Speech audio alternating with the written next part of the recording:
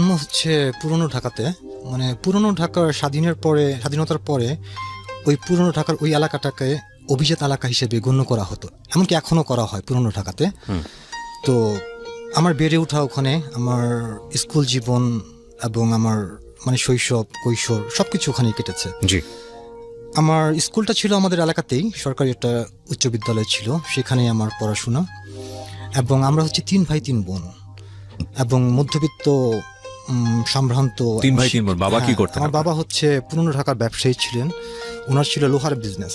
আচ্ছা আচ্ছা আচ্ছা, তো উনি আমাদেরকে সতুপার্জন করে বড় করেছেন এবং সবাইকে খুব ভালোভাবেই বড় করেছেন। জি। আসলে মানে সমস্যা হচ্ছে গিয়ে পুরনো ঢাকাটা তখন পরিবেশগুলো একটু অন্যরকম ছিল, একটু নোংরা টাইপের পরিবেশগুলো। আচ্ছা। তো ছোটবেলা থেকে খারাপ একটা সঙ্গ আমাকে, ওই সঙ্গতার কারণে আমার পড়াশোনাটা একটু নষ্ট হয়ে যায়। আচ্ছা, খারাপ সঙ্গ বলতে? খারাপ সঙ্গ বলতে দেখা যেত যাদের সাথে চলতাম সবাই মানে ফ্যামিলি স্ট্যাটাস বলতে যেটা আমার সাথে যায় না। জি। তো ঠিক ওদের, এবং ছোটবেলা থেকে আমার মানে পড়াশোনার চেয়ে খেলাধুলার প্রতি ঝোঁকটা বেশি ছিল। যেমন ঘুড়ি উড়াতাম, তারপর আপনার যেটা মার্বেল খেলতাম, লিচুর বিচি, মানে মানে অদ্ভুত সব মানে। তো এমনও হয়েছে যে দেখা যেত যে আমি মানে ঘুড়ি উড়াতে ঘুড়ির জন্য 5 তলার আপনার পানির পাইপগুলো আছে না, ওগুলো বেয়ে উঠে যেতাম। তো তারপর আমাদের ওই কোন ক্লাসে থাকার ঘটনা? মানে সেগুলো হচ্ছে 5, 6, 7। ওকে। তো সেজন্য আসলে আর কি লেখাপড়ার প্রতি ঝোঁকটা তেমন ছিল না, তবে খেলাধুলার প্রতি প্রচুর ঝোঁক ছিল। আর আরেকটা কথা, সেটা হচ্ছে আমার বাবা চেইন স্মোকার ছিল। আচ্ছা। তো ছোটবেলা থেকে দেখতাম প্রচুর স্মোকিং করতো। একটা সিগারেট শেষ করে একটা ধরা দাও। হ্যাঁ, রাইট। তো ঠিক তখন থেকে মানে এটার প্রতি কিউরিয়াসিটি জন্মায়, যেটা হয় আর কি। তো সেই জন্য মানে ওই বন্ধু বান্ধবদের পাল্লায় পরে ছোটবেলা থেকে মোটামুটি সিগারেটটা 1-2টা করে মানে এভাবে খাওয়া হয়। তারপরে হ্যাঁ, আরেকটা কথা, সেটা হচ্ছে আমার মানে ছবি আঁকার প্রতি খুব ঝোঁক ছিল। আচ্ছা। ছবি আঁকতাম এবং ছবি আঁকা আমি শিখেছি আপনার বুলবুল ললিতকলা একাডেমি, যেটা আমাদের পুরনো ঢাকায় আছে। তো সেখানে ছবি আঁকা অবস্থায় মোটামুটি তখন আমি শিশু একাডেমি, তারপর আপনার ইন্ডিয়াতে একটা প্রতিযোগিতা হতো শঙ্কর, সেখানেও আমি গিয়েছিলাম। কিন্তু আমার ফ্যামিলি, আমার যে দাদা, উনি একটা হুজুর টাইপের ছিল, তো এগুলো পছন্দ করতো না। উনি বলতো যে ছবি আঁকলে বাসায় ফেরেশতা আসে না, সেই জন্য আর কি সেগুলো করা হয়নি পরে। ওকে। তো তারপর ছোটবেলাতে আমি একবার, আমার মনে পড়ে, আমি নতুন কুড়ি অনুষ্ঠানে গিয়েছিলাম, মেবি সেটা 88-90 এরকম হবে, নতুন কুড়িতে। তো নতুন কুড়িতে যাওয়ার পরে আমি যখন ছিলাম তখন আমার এজের যারা ছিল, আমার এজটা মূলত একটু মানে বেশি ছিল, এই জন্য আমি ছোটবেলা থেকেই আপনার ওই প্লে গ্রুপ, নার্সারি, কেজি 1 এগুলো পড়ার কারণে মানে আমার একটু গ্যাপ যায় অনেক বছর। আচ্ছা। তো তখন আমি যখন নতুন কুড়িতে যাই, তখন আমি ছিলাম যে এখনকার যে আপনাদের অভিনেত্রী তারিনের সাথে আমি ছিলাম, এবং আমাদের নিচে ছিল ঈশিতা। ওকে। তো সেখানে একক অভিনয়তে আমি যোগ দিই বিটিভি বাংলাদেশে।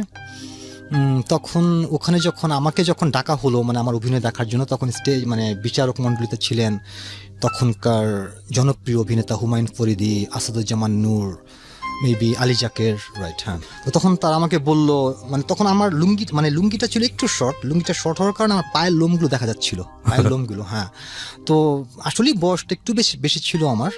তো হঠাৎ আমি বুঝলাম যে হুমায়ুন ফরিদি আমার পায়ের দিকে তাকাচ্ছে, মানে দেখছে, তার মানে সে ফলো করতেছে যে আমার লোমগুলো দেখা যায়, এবং এই এজে না বোধ হয় আমি। সে আমাকে কোশ্চেন করছিল, বয়স কত তোমার? তো বয়স যেটা উল্লেখ করেছে আমি সেটাই বলছি। দেন অভিনয় করলাম, দেখালাম, এই তো। তো তারপর এভাবেই মানে ছোটবেলাটা আসলে কাটতে থাকে আমার। তো এভাবে 6, 7, 8, ওই যে বললাম না, পড়ালেখার প্রতি আমার একটা ঝোঁক ছিল না। তো তারপর দেখা যেত তখন মানে ওই বন্ধু বান্ধবদের জন্য পলিটিক্যাল ভাবে মানে এক সাইডে আমি মানে ভিড়ে গেলাম।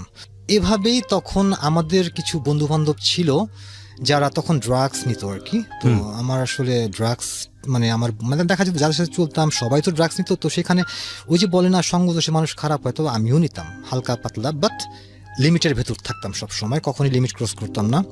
তো দেখা যেত আমাদের এক ফ্রেন্ড ছিল, ওদের গাড়ির শোরুম আছে একটা। তো দেখা যেত আমরা ড্রাগস নেওয়ার পরে সন্ধ্যার সময় কফি খাওয়ার জন্য চলে যেতাম গুলশানে, ক্যান্ডি ফ্লসে। তো এইভাবে করতে করতে তখন আমি ওখানে এমন কিছু মানে আসলে গুলশান জায়গাটা হচ্ছে বাংলাদেশের অভিজাত এলাকা, তো এখানে যারাই আসে সবাই টাকাওয়ালা, ঠিক না? তো তখন বাংলাদেশের শীর্ষ ব্যবসায়ী যারা ছিল, দেখা যেত বড় বড় ফার্স্ট লেভেলের যেসব কোম্পানিগুলো বাংলাদেশে আছে, তাদের যে চেয়ারম্যান চেয়ারম্যানের যে ফ্যামিলির যে যারা মানে ছেলে বা ভাই বা এদের সাথে ইনভলভ হয়ে গেলাম। ওকে। তো আস্তে আস্তে আমি তখন ওখান থেকে আমার মিডিয়া জগতেও মানে একটা মানে সম্পর্ক হয়ে যায়। সেটা হচ্ছে গিয়ে আপনার তখন বাংলাদেশে তখন ব্যান্ড জগৎ ছিল যেটা 90-র পরে। 90-র পরে তো মোটামুটি তখন যে পুরোনো ব্যান্ডগুলো ছিল আপনার অবসকিউর, ফিডব্যাক, নোভা, রেসপন্স, তো এই ব্যান্ডগুলোর অনুষ্ঠান তখন যে বাংলাদেশে মানে ফ্যাশন শো তারপরে কনসার্ট, তখন একটা অ্যাডভার্টাইজিং ফার্ম হয়, সেটা হচ্ছে নাম অনামিকা অ্যাডভার্টাইজিং ফার্ম, রাইট? তো তখন তাদের যে পার্টনার ছিল তারা 4-5জন পার্টনার ছিল, ওদের সাথে মোটামুটি একটা ভালো সম্পর্ক হয়ে যায়। আচ্ছা। যেহেতু এলাকার বড় ভাই হিসেবে তারা আমাদেরকে মানে আমাকে এবং আমার আরেক ফ্রেন্ডকে বললো যে আমাদের সাথে থাকবা, যখনই কোনো শো অর্গানাইজ করবো আমরা তখন পোস্টারিং বা টিকেটিং বা ভলেন্টিয়ার এই ধরনের কাজগুলো। তো ভালো লাগতো, কারণ দেখতাম অনেক মডেলার আসতো। তো মডেলের মানে ফ্যাশন শোর পরে এই অনুষ্ঠানগুলো হতো মূলত সোনারগাঁ, শেরাটন, রাজমণি শাখা, ফুলবাণী, সেখানে। জি। তো ঠিক তখন এই আপনার কোরিওগ্রাফিংটা যে করতো তখনকার মোটামুটি ভালো নাম করা একজন মডেল ছিল, মডেল তানিয়া। জি। উনিও আমাদের পুরনো ঢাকার। ওকে। তো ওনার সাথেও একটা ভালো সম্পর্ক হয়ে যায়। ওনার ছোট ভাই আমাদের এইজের, মানে মোটামুটি ফ্রেন্ড। ওনার বাসায় যাতায়াত করি, তো দেখা যেত তখন গুলশানে বা উত্তরাতে যে হাউস পার্টিগুলো হতো আমাকে আমার ফ্রেন্ডকে সঙ্গে নিয়ে যেত। ওকে। তো এইভাবে করতে করতে পলিটিক্যাল ভাবে জড়িয়ে, মিডিয়া জড়িয়ে, মানে মোটামুটি দিনটা কাটছিল, কিন্তু লেখাপড়ার দিকে একদমই মানে ম্যাট্রিক দেওয়ার সময় রেগুলারলি যে ম্যাট্রিকটা দেয় মানুষ এক স্কুলে পড়ে, সেভাবে দেওয়া হচ্ছিল না আমার। তাই আমাকে তখন করতে হলো আপনার ওই প্রাইভেট, যেটা ম্যাট্রিক দেয় প্রাইভেট। তো প্রাইভেটভাবে আমি ম্যাট্রিক দেওয়ার চিন্তা ভাবনা করলাম। জি। তো তখন হলো কি, আমার যে সিটটা পড়েছিল পুরনো ঢাকার একটা কলেজে, সরকারি একটা কলেজে। তো সেই কলেজে যে ভিপি ছিল তার সাথেও আমার সম্পর্ক ছিল। ওকে। আর আমার বয়স অনুযায়ী আমি সবসময় বড়দের সাথে চলতাম, এবং তখন দেখা যেত ঢাকা শহরে যারা বড় বড় টপ রংবাদ ছিল, পলিটিশিয়ান ছিল, মোটামুটি ছাত্রনেতা ছিল, সবার সাথে ভালো একটা সম্পর্ক হয়ে যায়। ওকে। সম্পর্ক হয়ে যাওয়ার কারণে যখন আমি মানে ওই আমার সিটটা পড়লো ওই কলেজে, তখন উনি আমাকে, আমার সিটটা পড়েছে অ্যাকচুয়ালি মানে ফার্স্ট বেঞ্চ ছিল আমার। তো একটু আমার জন্য সমস্যাই হয়। এটা কোন ক্লাসের পরীক্ষা? ম্যাট্রিক, এটা ম্যাট্রিক দেওয়ার সময় 94-এ। তো তখন ওনাকে আমি বললাম যে আমার সিটটা তো সামনে পড়ছে, কি করা যায়? তুমি বললো কোনো সমস্যা নেই, চলো সিট চেঞ্জ করে দিই। তো তখন ছাত্র সংসদের সবাই মিলে আমাকে নিয়ে গিয়ে করলো কি, আমার সিটটা একদম পিছনে দিল। এবং পরীক্ষা চলাকালীন সময় উনি আসলো, আয়সা বললো যে স্যার আমার ছোট ভাই লাগে, একটু দেখবেন, কোনো সমস্যা নেই। তো এইভাবে ম্যাট্রিক দেওয়া হলো। তারপর এইভাবে চলতে থাকলাম। তো আমার একটা স্বপ্ন ছিল মানে ছোটবেলা থেকেই বিদেশ যাব এবং পাসপোর্টটা চেঞ্জ করব, এবং সেই স্বপ্নটা আমার তখনই আমার মনে জায়গা দেয়। আমি ম্যাট্রিকের পরে আমরা প্রায় 7-8জন ফ্রেন্ডস মিলে আমরা মানে প্রোগ্রাম করলাম যে ইন্ডিয়া থেকে নেপাল যাব, ভ্রমণ করার জন্য। তো তখন ইন্ডিয়া গেলাম 7জন মিলে। আমরা ইন্ডিয়া থেকে যাওয়ার সময় আমার মানিব্যাগে ছিল একটু গাঁজা ছিল, মারিজুয়ানা যেটা। জি। তো মানে নেপালের বর্ডারটা আসলে এমন, মানে মনে হয় আমাদের জন্য শুধু, ইন্ডিয়ানরা কিন্তু আসলে ইন্ডিয়া মানে নেপাল যখন যায় উইদাউট পাসপোর্ট বলেও না। এবং যদি কোনো বাঙালি সাহস করে যে আমি নেপাল যাবো without passport, no problem, you can go. Okay. তো তারপর যাই হোক, আমাকে যখন নেপাল ইমিগ্রেশনে মানে চেক করলো যে কত ডলার নিয়ে আসছি, মানিব্যাগ চেক করে, মানিব্যাগের প্রত্যেকটা পার্ট চেক করে ওরা। তো চেক করতে করতে হঠাৎ দেখে একটা ছোট্ট একটা কাগজ পাচানো, সেটার ভিতরে অল্প একটু গাঁজা ছিল। তো আমাকে বলতেছে এটা কি? তাই আমি বলি এটা কি, এটা তো আপনি জানেন না, যা হয়েছে সরি, আমি আসলে মানে সরি, আমি রিয়েলি সরি। তো বলতেছে যে ঠিক আছে, কাজ করো, তুমি 2000 রুপি দাও। 2000 রুপি কোথেকে দেবো? আমি নিয়ে আসছি $100। ঠিক আছে, 2000 রুপি কিভাবে দেবো?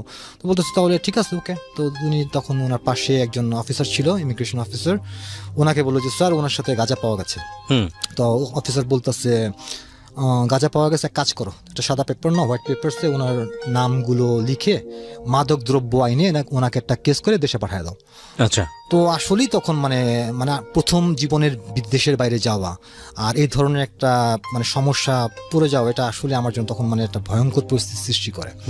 তখন আমার যখন বন্ধু বান্ধব সবাই ছিল, রিকোয়েস্ট করলো যে স্যার দেখেন যা হওয়ার হয়েছে, আমরা স্টুডেন্ট মানুষ, খাই, ঠিক আছে, এটা ভুল, অন্যায়, রাইট, মানতাছি আমরা, তো একটু দেখেন। তখন বলে যে ঠিক আছে, কাজ করো, 500 রুপি দাও।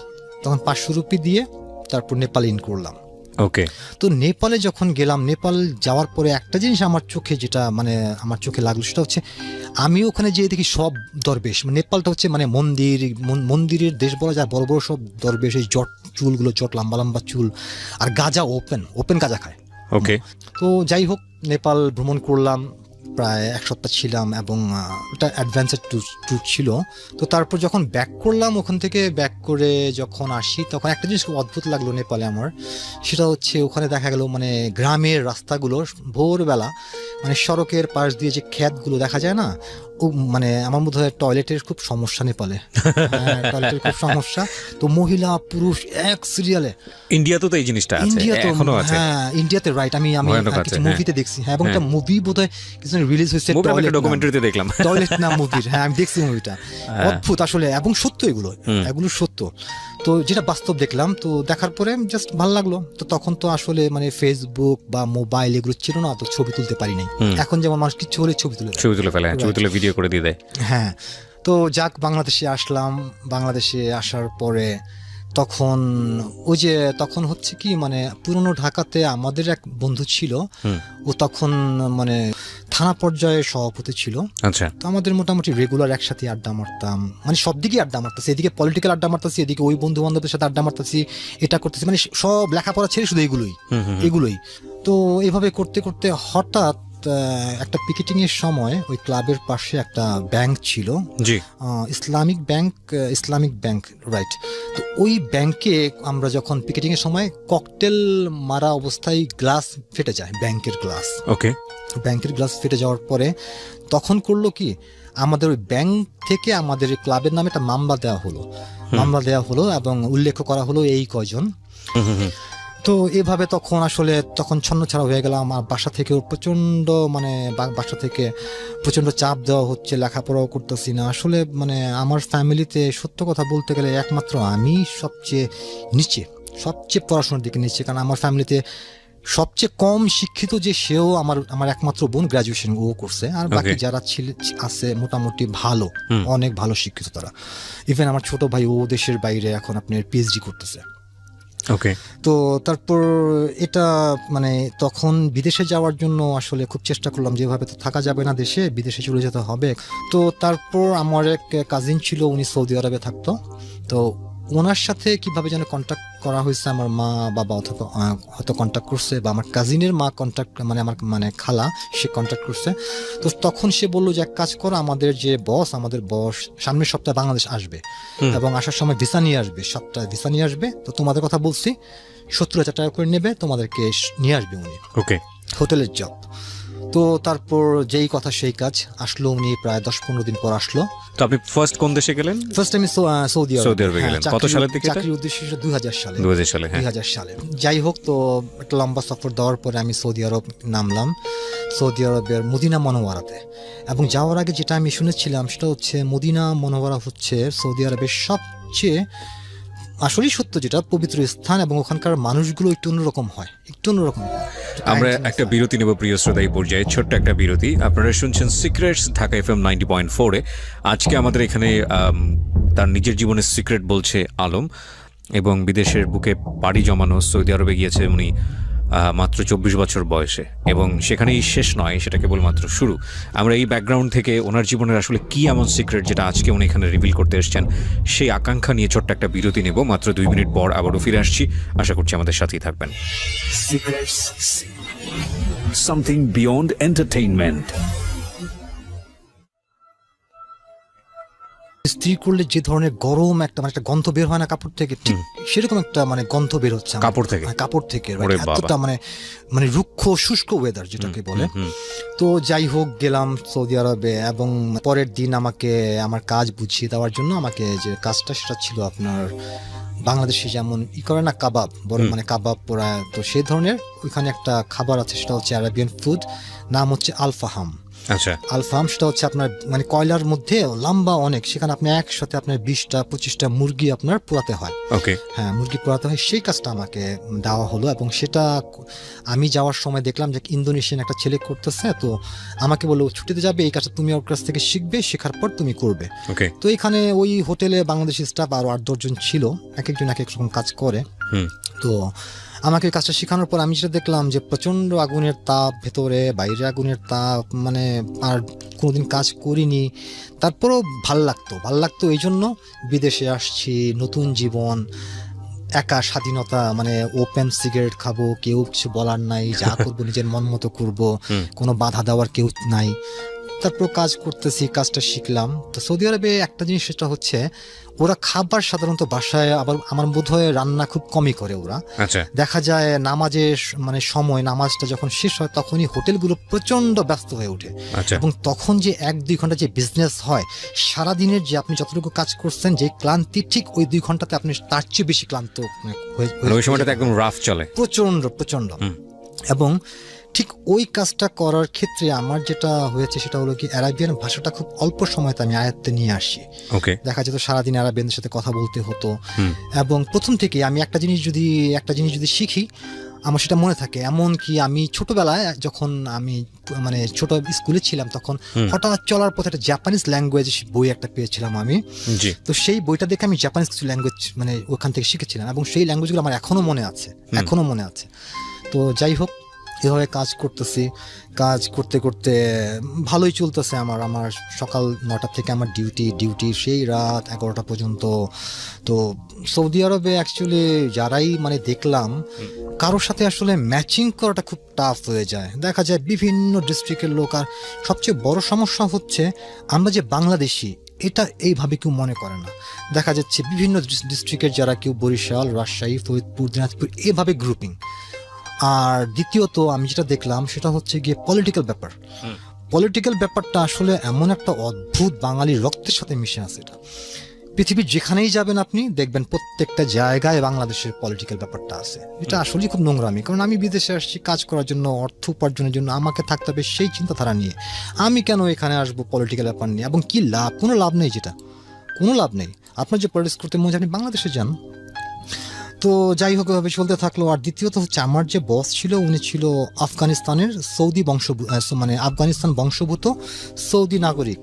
ওকে। তো আফগানিস্তানের লোকরা একটু অন্যরকম হয়, একটু উগ্র টাইপের হয়, এবং যা সবাই জানেন বোধহয় আপনার আফগানিস্তান একটু যাযাবর জাতি, ঠিক তেমনই। তো ওদের মধ্যে একটা যেটা আমার কাছে একটু নোংরামি মনে হতো, যে অ্যারাবিয়ানরা ওদের যে মানে ভাব ভঙ্গি, ওদের যে কথা বলার ধরন উগ্র টাইপের, এবং দ্বিতীয় হচ্ছে গায়ে টাচ করে দেখা যায় শতানি করতে করতে পুরুষ মানুষের গোপনাঙ্গে হাত দেয়। এগুলো খুবই নোংরামি লাগতো আমার, যেটা আমার মালিক করতো, এবং ম্যাক্সিমামই ওরা এরকমই করতো। ওদের এটা খুব আসলেই নোংরামি। আর দ্বিতীয়ত আমাদের বাংলাদেশি যারাই সৌদি আরবে যায় বা আছে বর্তমানে, একটু ইকোনমিটা একটু লোয়ার কোয়ালিটি। কারণ কি, সৌদি আরবে একটা জব সেটা হচ্ছে রোড ক্লিনার, এটা অনলি বাংলাদেশিরা করে, আর পৃথিবীর আর কোনো দেশের লোক করবে না, এটা একমাত্র বাংলাদেশি রোড ক্লিন যেটা। তো দেখা যাবে আমি যেখানে করতাম, আমার হোটেলটা ছিল এয়ারপোর্ট রোডে, আর কি এয়ারপোর্ট রোডে ব্যস্ত একটা জায়গাতে। তো সেখানেও রোড ক্লিনের কয়েকটা ছেলে ছিল। এরা করতো কি, দেখা যেত সন্ধ্যার পরে গাড়ি আসতো, আর সৌদিয়ানদের একটাই কি দেখা যায়, ইয়াং ছেলেরা গাড়ি চালায়, পিছনে 2-3 করে ওয়াইফ রাখতো, ওয়াইফ বা যাই হোক ওয়াইফই হবে, কারণ যেটা গার্লফ্রেন্ড, আপনি গেস করছেন ওয়াইফ। হ্যাঁ, রাইট। তো তখন দেখতাম যে বাঙালি যারা রোড ক্লিনারের কাজগুলো করতো, গাড়ির সামনে গিয়ে করতো কি, মানে এমনি পরিষ্কার জায়গা কিন্তু তারপরও পরিষ্কার করতো ঝাড়ু দিয়ে। তখন করতো কি, ওই গাড়ি খুলে গাড়ির ভিতরে যারা বসা থাকতো মহিলারা, ওই 5 রিয়াল 10 রিয়াল দিত। তো এভাবে দেখা যেত তাদের বেতনটা খুবই নিম্নমানের ছিল, কিন্তু মাস শেষে তারা যে একটা অর্থ পাঠাতো দেশে, ভালো একটা অ্যামাউন্ট পাঠাতো। আচ্ছা, দেখতাম এগুলো, তো দেখে খারাপও লাগতো যে আসলে জাতিগতভাবে অনেক নিচে আমরা। আর সেই ধারণাটা আমার তখনই হয়েছে, জাতিগতভাবে আমরা আসলেই নিচে। আমাকে সে বলতে হয় নেপালের কথা। আমি যখন নেপাল ইমিগ্রেশন যখন লাইন দিয়ে দাঁড়িয়েছিলাম 7 জন, আমাদের পিছিয়ে ছিল বেলজিয়ামের দম্পতি ছিল। তো তখন ইমিগ্রেশন অফিসার আমাদেরকে রেখে পিছনে বেলজিয়ামের যে মানে ছিল দম্পতি, তাদেরকে বলল, স্যার প্লিজ আপনার আগে আসুন। ঠিক সেদিন থেকে আমার মাথায় একটাই ছিল যে পাসপোর্ট আমি চেঞ্জ করবো, পাসপোর্ট আমি চেঞ্জ করবো। আমার ইচ্ছে ছিল আমি ভালো একটা দেশে যাবো, কিন্তু ভাগ্যক্রমে সৌদি আরব চলে আসি।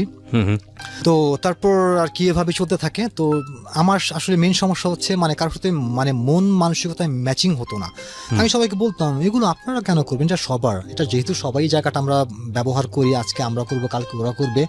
তো ওইখানে একজন ছিল আফগানিস্তানের, তো ও যে ছিল আপনার মালিকের ইনফর্মার সেটা জানতাম না। তো এই ও করতো কি, মালিকের কাছে গিয়ে বলতো যে আলম কিন্তু এভাবে গ্রুপিং করতেছে, গ্রুপিং করে দেখা যাবে আপনার যে স্টাফ যারা আছে ওদের মধ্যে একটা বিশৃঙ্খলা সৃষ্টি হবে এবং পরবর্তীতে চলে যাবে, আপনার সমস্যা হবে। তো মালিক করলোকে আমাকে ডাক দিল যে তুমি কাজের ডিউটির পরে একদিন আসো।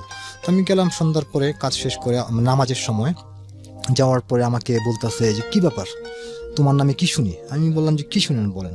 তো তখন আমি বলতেছি যে হ্যাঁ সমস্যা কি বলেন। তখন বলতেছে কি তোমার কি দেশে যাওয়ার ইচ্ছে করতেছে? আমি বললাম, দেশে যাওয়ার ইচ্ছে করবে, হ্যাঁ যদি আপনার ভালো না লাগে পাঠায় দেন দেশে যাওয়া। আমি তো আর ওদের মতো জায়গা জমি বিক্রি করে আসি নাই। ওরা হয়তো বলে না, কারণ জায়গা জমি বিক্রি করে আসছে, ওদের থাকতে হবে, আপনার কথা শুনে থাকতে হবে, আমি তো তা না। তো বলতেছে পরে উঠে আসা বলতেছে যে ইয়াল্লাহ জিব্বাক আকামা, মানে তোমার আইডি কার্ড দাও। তো তখন আমি বললাম ওয়ে দেগা জীবেন তাকামা। তো উনি বলতেছে যে নাকামা তোমার দাও। আমি বললাম যে আকামা এটা তো আমার টাকায় বানানো, এটার মালিক আমি, এটা আমার আইডি, এটা আমার পরিচয়পত্র, এটা আমি আপনাকে দেবো কেন? তো এক পর্যায়ে করলাম কি, সামনে ছিল একটা 7-আপের বোতল ছিল। আমি বললাম যে আমি 7-আপের বোতল দিয়ে এখন নিজের মাথা ফাটাবো, আমি পুলিশের কাছে যাব, আমি কমপ্লেন করবো আপনার নামে যে আপনি আমাকে হিট করছেন। তো তখন সে দেখলাম একটু ঠান্ডা হওয়ার পরে তারপর জোর জবরদস্তি আমার থেকে আকামাটা রেখে দিল। রেখে দেওয়ার পরে হলো সেটা হচ্ছে আপনার, আমি নিচে গেলাম, নিচে যাওয়ার পরে আমি দাঁড়ায় রয়েছি, চোখ দিয়ে মানে একটু চোখগুলো লাল হয়ে গেছে, সিগারেট খাচ্ছি, আর বাঙালিরা সবাই ভিতর থেকে আমাকে ফলো করতেছে যে আমি কি করি। তখন হঠাৎ দেখে একটা পুলিশের গাড়ি আসতেছে। তো সেই পুলিশের গাড়িটা আমি থামানোর পরে বললাম যে আমার এই সমস্যা, আমি বাংলাদেশি, আমার মালিক আমার আইডি কার্ড রেখে দিচ্ছে, তখন আমি কি করতে পারি? তখন উনি করলো কি, ওয়্যারলেস করলো থানাতে ওয়্যারলেস করে বললো, সব বলার পরে বললো যে নিয়ে আসো ওকে। তো তখন আমি ওনার সাথে পুলিশদের সাথে থানায় গেলাম। থানায় যাওয়ার পর আমাকে বললো কি চাও এখন তুমি তোমার? আমি বললাম যে আমার এরকম 3 মাসের বেতন অলরেডি ওনার কাছে আমি পাই, তো উনি যদি আমাকে টাকাগুলো দেয় আমি চলে যাবো দেশে। তো তখন বললো যে ঠিক আছে তুমি এক কাজ করতে পারো, তুমি কেস করো ওনার নামে। তো কেস করবো, আমি তো নতুন মানুষ, মানে টাকা নাই পয়সা নাই, সঙ্গে বেতন পাবো, তারপরে তো আমি কেস করবো। আর আরেকটা কথা সেটা হচ্ছে গিয়ে ওই যে পাশে যে মুদির দোকান ছিল, ওখান থেকে আমাদের যে প্রয়োজনীয় জিনিসগুলো ছিল, সিগারেট, আদার্স যেটা ব্রেড বিস্কুট খেতাম, এগুলো বেতন মাস শেষে বেতনের সময় মালিক করতো কি এগুলো হিসাব করে ক্লিয়ার করে বেতনটা আলাদাভাবে দিয়ে দিত, এভাবে করতো। ওকে। তো তখন আমি করলাম কি, ওখানে ঢাকার একজন আজিমপুরের আমাদের এক বড় ভাই ছিল, উনি একটা হোটেলে জব করতো, উনি মানে আবাসিক হোটেলে জব করতো। তখন ওনার কাছে গেলাম, গিয়ে বললাম যে আমার এই সমস্যা হয়েছে, তো এখন কি করা যায়? তো উনি বলে যে ঠিক আছে কাজ করেন, কালকে থেকে আমার এখানে থাকেন আর কেসটা করেন, দেখেন কি হয়। তখন রাতের বেলা করলাম কি, আমি আবার গেলাম আমার ব্যাগ আনার জন্য। ব্যাগ আনতে যখন যাওয়ার পরে দেখি অদ্ভুত এক কাহিনী। আমার বিছানার পাশে একটা ডেস্ক সেট ছিল, আমার কসমেটিক ছিল, ও নিছে এটা। তো অবাক লাগলো। আমি বললাম সবাইকে আপনারা কি মানুষের পর্যায়ে পড়েন? হ্যাঁ, আমার জিনিসগুলো আপনাদের কাছে কেন? তো তখন সবাই দেখলাম চুপ হয়ে আমাকে মানে কোনো কথা না, আমাকে বলতেছে যে আসলে আমরা তো মনে করছি আপনি আসবেন না, মালিক আপনাকে পাঠিয়ে দিবে। তো মালিক পাঠিয়ে দেবে ভালো কথা, আমার জিনিসগুলো তো আপনি যত্ন করে রাখবেন, তার মানে এই তো না আমার জিনিসগুলো আপনারা ভাগ বাটোয়ারা করে মানে সবাই বাঙালি, সবাই বাঙালি, অদ্ভুত। তো যাই হোক, তো তারপর ব্যাগ টেক নিয়ে চলে গেলাম। এখন টাকা নাই 1 টাকাও। তো ওনাকে বললাম যে কালকে আমি তো একটু লেবার কোর্টে যেতে চাই, আমার তো টাকা নাই, কি করা যায়? তো উনি আমাকে তখন 20 রিয়াল দিল, আর প্রত্যেক দিন উনি আমাকে যাওয়ার সময় 1 প্যাকেট করে সিগারেট দিয়ে যেত। তো সারাদিন তো তখন করলাম কি, একদিন পরের দিন সকালে ওনার থেকে 20 রিয়াল সেই হাঁটতে মরুভূমির রাস্তা, পাহাড়ি রাস্তা, আর সৌদি আরবের রাস্তা এত বড় বড় রোড ঘাট, মানে যাই করতেছে সব আমেরিকা যেই পণ্যটা আজকে বের হয় কালকে সেটা প্রথম সৌদি আরবে চলে আসে, আমার যা মনে হয়। আমেরিকান গাড়ি, আমেরিকান রোড ঘাট, মানে সম্পূর্ণ চুষে নিচ্ছে টাকাগুলো আমেরিকা ওদের কাছে। তো হাঁটতে সেই পাহাড়ি এলাকা দিয়ে কোনো রকম লেবার কোর্টে গেলাম। লেবার কোর্টে যাওয়ার পরে প্রত্যেকটা আপনি যেখানেই যাবেন সৌদি আরবে, অফিস আদালত স্কুল কলেজ যেখানেই যাবেন বাংলাদেশি পাবেন আপনি, স্টাফ বাংলাদেশি পাবেন। হ্যাঁ, তো সেরকম একজন স্টাফ পেলাম। আমি বললাম যে আমার এই সমস্যা, আমি কেস করতে চাই, তো কাকে জমা দিব? উনি বলতেছে জমা দিবেন, কোনো লাভ তো হবে না বোধ হয়। তারপরেও দেখেন, কারণ সৌদিয়ানরা গালে চুমা খেয়ে সব কেস ডিসমিস, আমরা তো কিচ্ছু না, আমাদের দেশে আমাদেরকে মিসকিন বলা হয়। তো তারপরও আমি জাস্ট জমা দিলাম। জমা দেওয়ার পর আমার লয়ার আমাকে বললো ঠিক আছে আমার মালিকের ফোন নাম্বার দাও, আমি মালিককে কল করে আমি আসতে বলবো। তো ঠিক আছে কবে আসবো? পরশুদিন তুমি আসো, তোমার মালিক আমি আসতে বলবো। দেন আমি পরশুদিন যাই। পরশুদিন যাওয়ার পরে আমি ওখানে মালিক আসে, দেখলাম সত্যি গালে গালে চুমা খাচ্ছে। আমাকে বলতেছে যে ঠিক আছে, তোমার কত টাকা পাও না, এত টাকা পাও না। মালিক বলতেছে তোমাকে আমি সামনের সপ্তাহে টিকিট কনফার্ম করে যখন বাংলাদেশে পাঠাবো, ঠিক পাঠানোর আগ মুহূর্তে ইমিগ্রেশন পুলিশের হাতে তোমাকে আমি হ্যান্ড ওভার করবো, দেন তোমার টাকা আমি তোমাকে দেবো। তো আমার কথা হচ্ছে, আমার টাকা আমি এখন চাই, আমার টাকা আপনাকে আগে পরিশোধ করতে হবে, কারণ আপনি যাওয়ার পরে ইমিগ্রেশনের হাতে আমাকে হ্যান্ড ওভার করবেন, তারপর টাকা যদি না দেন তখন আমি কি করবো? তখন তো কিছু করার থাকবে না। তো লয়ার বলতেছে অবশ্যই তোমার টাকা দেবে। আমি বলি নো, আমি তাকে বিশ্বাস করি না, কারণ এরকম সে করছে আগে, সে পাকিস্তানিদের সাথে এমন করছে, আমার সাথেও সে এমনই করবে। তো তখন বলতেছে যে না, এটা হবে না, তোমাকে যাওয়ার পরে টাকা দেওয়া হবে এবং এটাই নিয়ম। তো জাস্ট সে চলে গেল। তখন আমি দাঁড়ায় দাঁড়ায় অনেকক্ষণ ভাবলাম কি করব, আমার টাকা তো পাবো না, কারণ এখন যদি আমি এই এক সপ্তাহের মধ্যে যদি আমি টাকাটা নিতে না পারি, বাংলাদেশে যেতে না পারি, হাতে নাই টাকা, কাজ নাই, কর্ম নাই, কোথায় থাকবো, কি করব। এবং এক সপ্তাহ পর বড় হজের সময় মোটামুটি অনেক দিন একটা লম্বা ছুটি থাকে সৌদি আরব, তখন সব অফিস বন্ধ থাকে। তো এখন আমার যাই করতে হবে, খুব তাড়াতাড়ি করতে হবে। তখন ওনাকে আমি বললাম, যে বাংলাদেশি স্টাফ ছিল, ওনাকে বললাম, যে বয়সে উনি মুরব্বী ছিলেন, বললাম যে কাকা আমি এখন কি করতে পারি একটু বলেন না, আর এখানে সবচেয়ে বড় লয়ারকে। তো উনি আমাকে বলতেছে বড় লয়ার আছে, চলেন আপনাকে দেখাই ওনার অফিসটা। তো দেখাই দিল আমাকে। দেখলাম যে বাইরে একজন মোটামুটি পাগড়ি পরা সৌদিয়ান, লম্বা চোরা, তরোয়াল নিয়ে দাঁড়ায় আছে। তো আমি তাকে বলতেছি যে আমার এই সমস্যা, আমাকে একটু ওনার সাথে কথা বলতেন। বলেন না, কথা বলা যাবে না। আমি তখন কথা বলতে বলতে না কোনো এক পর্যায়ে আমি কায়দা দিছি। তো কায়দা দেওয়ার পরে তখন আমি জোরে জোরে কথা বলতেছিলাম, তখন ভেতর থেকে কলিং বেল টিপ দিছে। হ্যাঁ, কি ব্যাপার, বাইরে কি হয়েছে? তো বলতেছে বাংলাদেশি একজন আমেল, এরকম এরকম সমস্যা হয়েছে, বল পাঠাও। ভিতরে গেলাম, ভিতরে গিয়ে খুব কান্না চোখ দিয়ে পানিও পড়তেছিল। আসলেই তখন অসহায় ছিলাম, কারণ আপনি যাই বলেন না কেন, বিদেশে বা যেখানেই আপনি যখন টাকা থাকবে না আপনার কাছে, তখন থাকার কোনো জায়গা নাই, সে যেটা কি করুণ পরিস্থিতি, এটা একমাত্র ভুক্তভোগী সেই একমাত্র অনুভব করতে পারে। তো তখন তাকে বলার পরে সে আমাকে বললো যে তোমার মালিক কোন দেশে? বললাম আফগানিস্তানের। তো বললো আফগানিস্তানের লোক তো ভালো হয় না, ঠিক আছে এক কাজ করো, ওনার ফোন নাম্বার দাও, নাম বলো। তখন উনি করলে কি, ওনার প্যাডের ভিতরে নাম, ঠিকানা, কত টাকা পাও সব লিখে আমাকে ওনার সিল মেরে একটা খামে ভরে বললো যে তোমার সঙ্গে রাখো, এয়ারপোর্টে যাওয়ার পর যদি উনি তোমাকে টাকা না দেয়, তুমি এটা ইমিগ্রেশন পুলিশের কাছে দেবা, তখনই সে তোমাকে অ্যারেস্ট করবে। তো যেই কথা সেই কাজ। তারপর এক সপ্তাহ পর আমার টিকিট মালিক কনফার্ম করলো, কনফার্ম করে আমাকে ডাকানো হলো। তো ডাকানোর পর আমি যখন মদিনা মনোয়ারাতে বাস স্টেশন, যেখান থেকে জেদ্দা যাওয়া হয় বাসে করে, তখন মোটামুটি বড় হজের প্রস্তুতি চলছিল, অনেক ব্যস্ততা। তো সে আসলো, আমার পাশে বসলো বাস স্টেশনে। বসার পর আমাকে হিসাব দেখাচ্ছে যে তোমার পিছনে এত এত টাকা খরচ হয়েছে, হ্যান ত্যান এত এত। তো এখন এক কাজ করো, তুমি দেশে চলে যাও, তোমাকে আমি পরে আবার ভিসা পাঠাবো, আবার তুমি আইসো, এবার চলে যাও। আমি বললাম, তখন উনি আমাকে বললো যে সিগারেট খাও একটা। তো উনি সিগারেট দিল। তো উনি যে সিগারেটটা স্মোকিংটা সিগারেট পান করতো, সেটা হচ্ছে LM ব্র্যান্ডের ছিল, এটা 4 রিয়াল ছিল তখন। আর আমি যেটা খেতাম সেটা ছিল মালব্রো ছিল 5 রিয়ালের। আমি বলতাম এই সিগারেট আমি খাই না, আমি খাই 5 রিয়ালেরটা। তখন একটু অবাকভাবে তাকায় বললো, বাবা তুমি তো দেখা যায় ভালো বড় লোক। আমি কি টাকার জন্য তোমার এখানে আসছি নাকি? হ্যাঁ, টাকার জন্য আসি না, আমি আসছি জাস্ট একটু টাইম পাস করবো, সৌদি আরবে কাজকর্ম করবো, এই জন্য। তো যাই হোক, ওনাকে আমি রিকোয়েস্ট করলাম, আপনি একটা কাজ করেন, আমাকে একটা পেপারস লিখে দেন, আমি একটু মক্কাতে যাব, মক্কাতে গিয়ে হজটা করব, হজ করে তারপর আমি দেশে চলে যাব। কারণ তখন একটা আইন ছিল, আপনি যদি এক প্রভিন্স থেকে আরেক প্রভিন্সে যেতে চান, মালিকের পারমিশন লাগে, তাহলে বর্ডারে চেক করা হয়। তখন সে আমাকে বললো যে না, তোমার হজ করতে হবে না, তুমি বাংলাদেশে চলে যাও। খুব খারাপ লাগলো, এবং আমি বলতে চাই যে আসলেই এটা খুবই একটা নোংরা এবং কষ্টদায়ক যে আমি হজ করতে চাইলে সে আমাকে সেই সুযোগটা দিল না। কেমন মুসলমান? হ্যাঁ, এটা ভাবতে অবাক লাগে আমাকে। তো তখন সে আমাকে বললো যে গাড়ির সময় হয়ে গেছে, এই নাও তোমার টাকা। এই টাকা ক্যালকুলেটরে হিসাব করলো, হিসাব করে টাকাটা আমাকে দিয়ে বললো যে বাসে ওঠো, আর যদি জেদ্দা গিয়ে কোনো রকম পালানোর চেষ্টা করো, ইন্টারপোল লাগিয়ে তোমাকে অ্যারেস্ট করাবো। এটা আপনাকে বললো? আমাকে বলতেছে। ওদের চিন্তাধারা, আমি তো বাংলাদেশ থেকে আসছি, বাংলাদেশের গরিব একটা দেশের লোক, বাংলাদেশের মানুষ কি বোঝে এইসব ব্যাপারে, আমার জন্য সেই ইন্টারপোল লাগবে তো ফালতু কথা একটা। হ্যাঁ, তো তখন আমাকে এই কথা বলে টাকাগুলো দিল, আর দিয়ে বলতেছে এখন যদি টাকা না দিতাম কি করতে পারতাম, কিছু করতে পারতাম তুমি আমাকে। আমি বললাম 1 মিনিট দাঁড়ান। তো তখন আমি সেই খামটা তাকে বের করে দিলাম টাকাটা নেওয়ার পরে।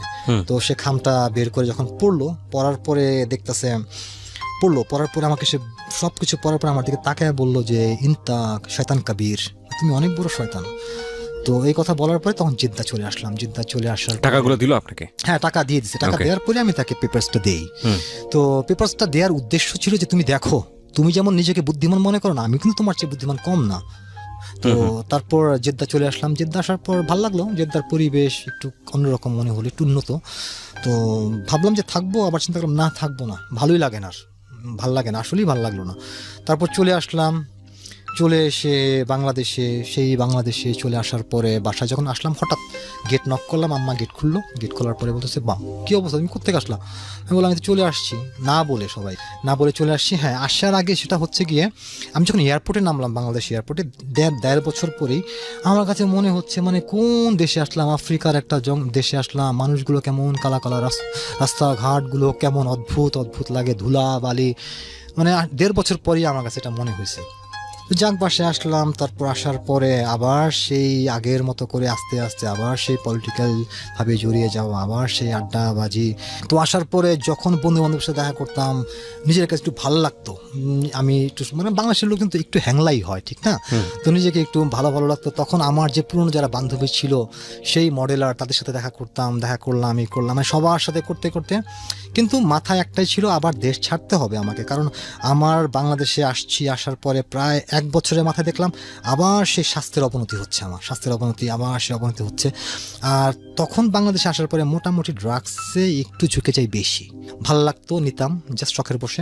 ওকে, আমরা এখানে একটা বিরতি নেব প্রিয় শ্রোতা। আমরা এখনো ব্যাকগ্রাউন্ডে আছি, একটু পরেই আমরা আসল জায়গাতে ঢুকবো, যদি যোগাযোগ করতে চান কেউ ওনার সঙ্গে। তো তারপর যাক, ভাগ্যক্রমে আমি একজন ভালো একটা লোকের সন্ধান পেলাম। তখন সে আমাকে বলল যে ঠিক আছে, তোমাকে দক্ষিণ কোরিয়া যাওয়ার একটা সুযোগ করে দেওয়া যায়, তো তখন তোমাকে 7 লাখ টাকা দিতে হবে। এবং টুইন টাওয়ারে যে অ্যাটাক হলো, টুইন টাওয়ারে অ্যাটাক 2002-তে বোধ হয়, রাইট? তো সেই অ্যাটাকের কারণে আমাকে করতে হলো কি, নতুন পাসপোর্ট বানাতে হলো। তা না হলে সৌদি আরবের ভিসা থাকা অবস্থায় যদি আমি তো কোরিয়ায় যেতে চাই, হয়তো বা আমার ইমিগ্রেশনে কোনো সমস্যা হতে পারে টুইন টাওয়ার অ্যাটাক হওয়ার কারণে। তা আবার নতুন করে পাসপোর্ট বানানো হলো। এবং পাসপোর্ট বানানোর সময় যেটা সবচেয়ে বড় ভুল এবং বোকামি আমার হয়েছে, সেটা হচ্ছে আমার বয়সটা সেখানে বেশি দেওয়া হয়। আমাকে ভিসা করানো হলো চায়নার ভিসা করানোর পরে চায়না গেলাম, চায়না যাওয়া হলো। চায়নায় গিয়ে তারপরে চায়নায় ছিলাম 2 দিন। ভালো লাগলো চায়না, নতুন একটা দেশ। এবং তখন চায়নাতে গিয়ে যা দেখলাম, আসলে মনে হচ্ছে বিদেশে আসছি। মানে সৌদি আরবের যা অনুভূতি ছিল, এটা সম্পূর্ণ ডিফারেন্ট, একটু খোলামেলা দেশ, ভালো লাগলো। তো সেখানে 2 দিন 3 দিন ছিলাম। তারপরে সেখান থেকে বাই বাসে করে আমি হংকংয়ে আসি। হংকংয়ে আসার পরে হংকংয়ে আসলাম যখন, হংকংয়ে সেখানে যে আমাকে মানে মূলত কোরিয়াতে ইন করাবে, তাদের একটা অফিস ছিল। এবং ওই অফিসের একটা মানে কাউলন নামে একটা জায়গা, সেখানে একটা বিল্ডিংয়ে 2 রুমের 2 কক্ষ বিশিষ্ট একটা বিল্ডিংয়ে দেখা গেল 7-8 জন হবে। হ্যাঁ, হাসপাতালের মতো সেই বেড, 1 তলা 2 তলা 3 তলা বেডগুলো ওইভাবে থাকতে হয়। তো দেখলাম কেউ ইংলিশ শিখতেছে, কেউ কোরিয়ান ল্যাঙ্গুয়েজ শিখতেছে, কেউ জাপানিজ ল্যাঙ্গুয়েজ শিখতেছে, সব বিদেশ যাওয়ার জন্য। তো আমাকে আমার যে মেইন ব্রোকার যে ছিল, উনি আমেরিকান পাসপোর্ট হোল্ডার ছিলেন, উনি আমাকে বললো যে আপনার কাউকে বলার দরকার নেই, যে আপনি কালকে আপনার ফ্লাইট করাবো, তাহলে সমস্যা আমাদের হবে। এখন ঠিক আছে। তো আমি যাই হোক, পরের দিন সকালে ব্যাগ ঠ্যাগ নিয়ে যাওয়ার সময় আমার যে ভাব ছিল, সম্পূর্ণ বিজনেসম্যান ছিলাম, ফ্রান্স কার্ড দাঁড়িয়ে ছিল, আমার ব্রিফকেস ছিল। আমার কথা, বিদেশে যাচ্ছি, ইমিগ্রেশন যদি ফেস করতে হয়, বিভিন্ন রকম কথা বলতে হতে পারে, হয়তো বা আমাকে ওইভাবে নিজেকে ফেস করতে হবে। এবং এটাই সত্য, ইমিগ্রেশনে যখনই আপনি যাবেন, ওরা এতটা ইন্টেলিজেন্ট হয়, আপনার চেহারা দেখে বলে দেবে যে এই লোক কি থাকবে কি থাকবে না, এই লোক কি ইন করে কি বের হবে না, বলতে পারে ওরা, ওদের সেই আইকিউটা থাকে। তো যাই হোক, তো ঢোকার সময় সমস্যা হয়নি। ইনচন এয়ারপোর্ট, যেটা কোরিয়া, তখন ছিল 2004 মার্চের 23, রাইট? তখন শীতের শেষ মৌসুম, মানে শীত চলে যাচ্ছে। শীতটা সাধারণত কোরিয়াতে এপ্রিলের লাস্টের দিকে শীতটা মোটামুটি চলে যায়। তো মানে নর্মাল ব্লেজার পরা ছিলাম, ফর্মাল প্যান্ট ছিল। তো এয়ারপোর্টের ভেতরে তো নর্মাল ওয়েদার। বাইরে যখন বের হওয়ার পরে দেখি যে আমার পুরো শরীর সঙ্গে সঙ্গে ঠান্ডা হয়ে গেল, এতটা প্রচণ্ড ঠান্ডা, মাইনাস চলতেছে তখন যে আমার যে মানে ব্রোকার ছিল, যে আমাকে নিয়ে গেছে, সে সঙ্গে সঙ্গে আসার পরে করলো কি, আমাকে একটা মোটা জ্যাকেট দিল। জ্যাকেট দেওয়ার পরে আমাকে বলতেছে যে কেমন লাগে। আমি বললাম যে আমি সাকসেস, কারণ আমার একটা স্বপ্ন, আমি কোরিয়াতে আসছি, পৃথিবীর উন্নত একটা দেশে। হ্যাঁ। কত সালে গেলেন? এটা 2004-এর মার্চে। ওকে। হ্যাঁ, তারপর বাংলাদেশ থেকে যাওয়ার সময় প্রতিজ্ঞা করছিলাম, আমি আমার মা মাথায় হাত রেখে আমাকে শপথ করাইছে, সৌদি আরবে গিয়ে যা করছো এখানে তা করবা না, কিন্তু টাকা কামাবা, পড়ালেখা তো শিখতে পারো নাই, টাকা যত পারো কামাবা, টাকা ছাড়া কোনো মূল্য নাই। তো ঠিক আছে, তাই গেলাম, আমার টার্গেট ওটাই ছিল। তো যাওয়ার পরে তখন মানে খাবো, এখন উনি বলতেছে কি খাওয়ানো যায়, ওনার সাথে আরো কোরিয়ান ছিল 2 জন। আর একজন বাঙালি ছিল, বলতেছে চলো এক কাজ করি আমরা গরুর মাংস পুড়ে খাই। তো তখন আমাকে কোরিয়ান রেস্টুরেন্টে ঢোকানো হলো। ঢোকানোর পরে যা দেখলাম কোরিয়ান রেস্টুরেন্ট, ওখানে প্রথমত যে যারা গেস্ট আসে তাদেরকে শীতের সময় মানে ওদেরকে ওয়েলকাম করা হয়, মানে কুসুম গরম পানি দেওয়া হয় আগেই খাওয়ার আগে, তারপর গরম টয়লেট মানে যেটা হাত মোছার জন্য ওরকম দেওয়া হয়। বসলাম তো খাবারের অর্ডার, খাবার আসলো, অদ্ভুত অদ্ভুত মানে খাবার।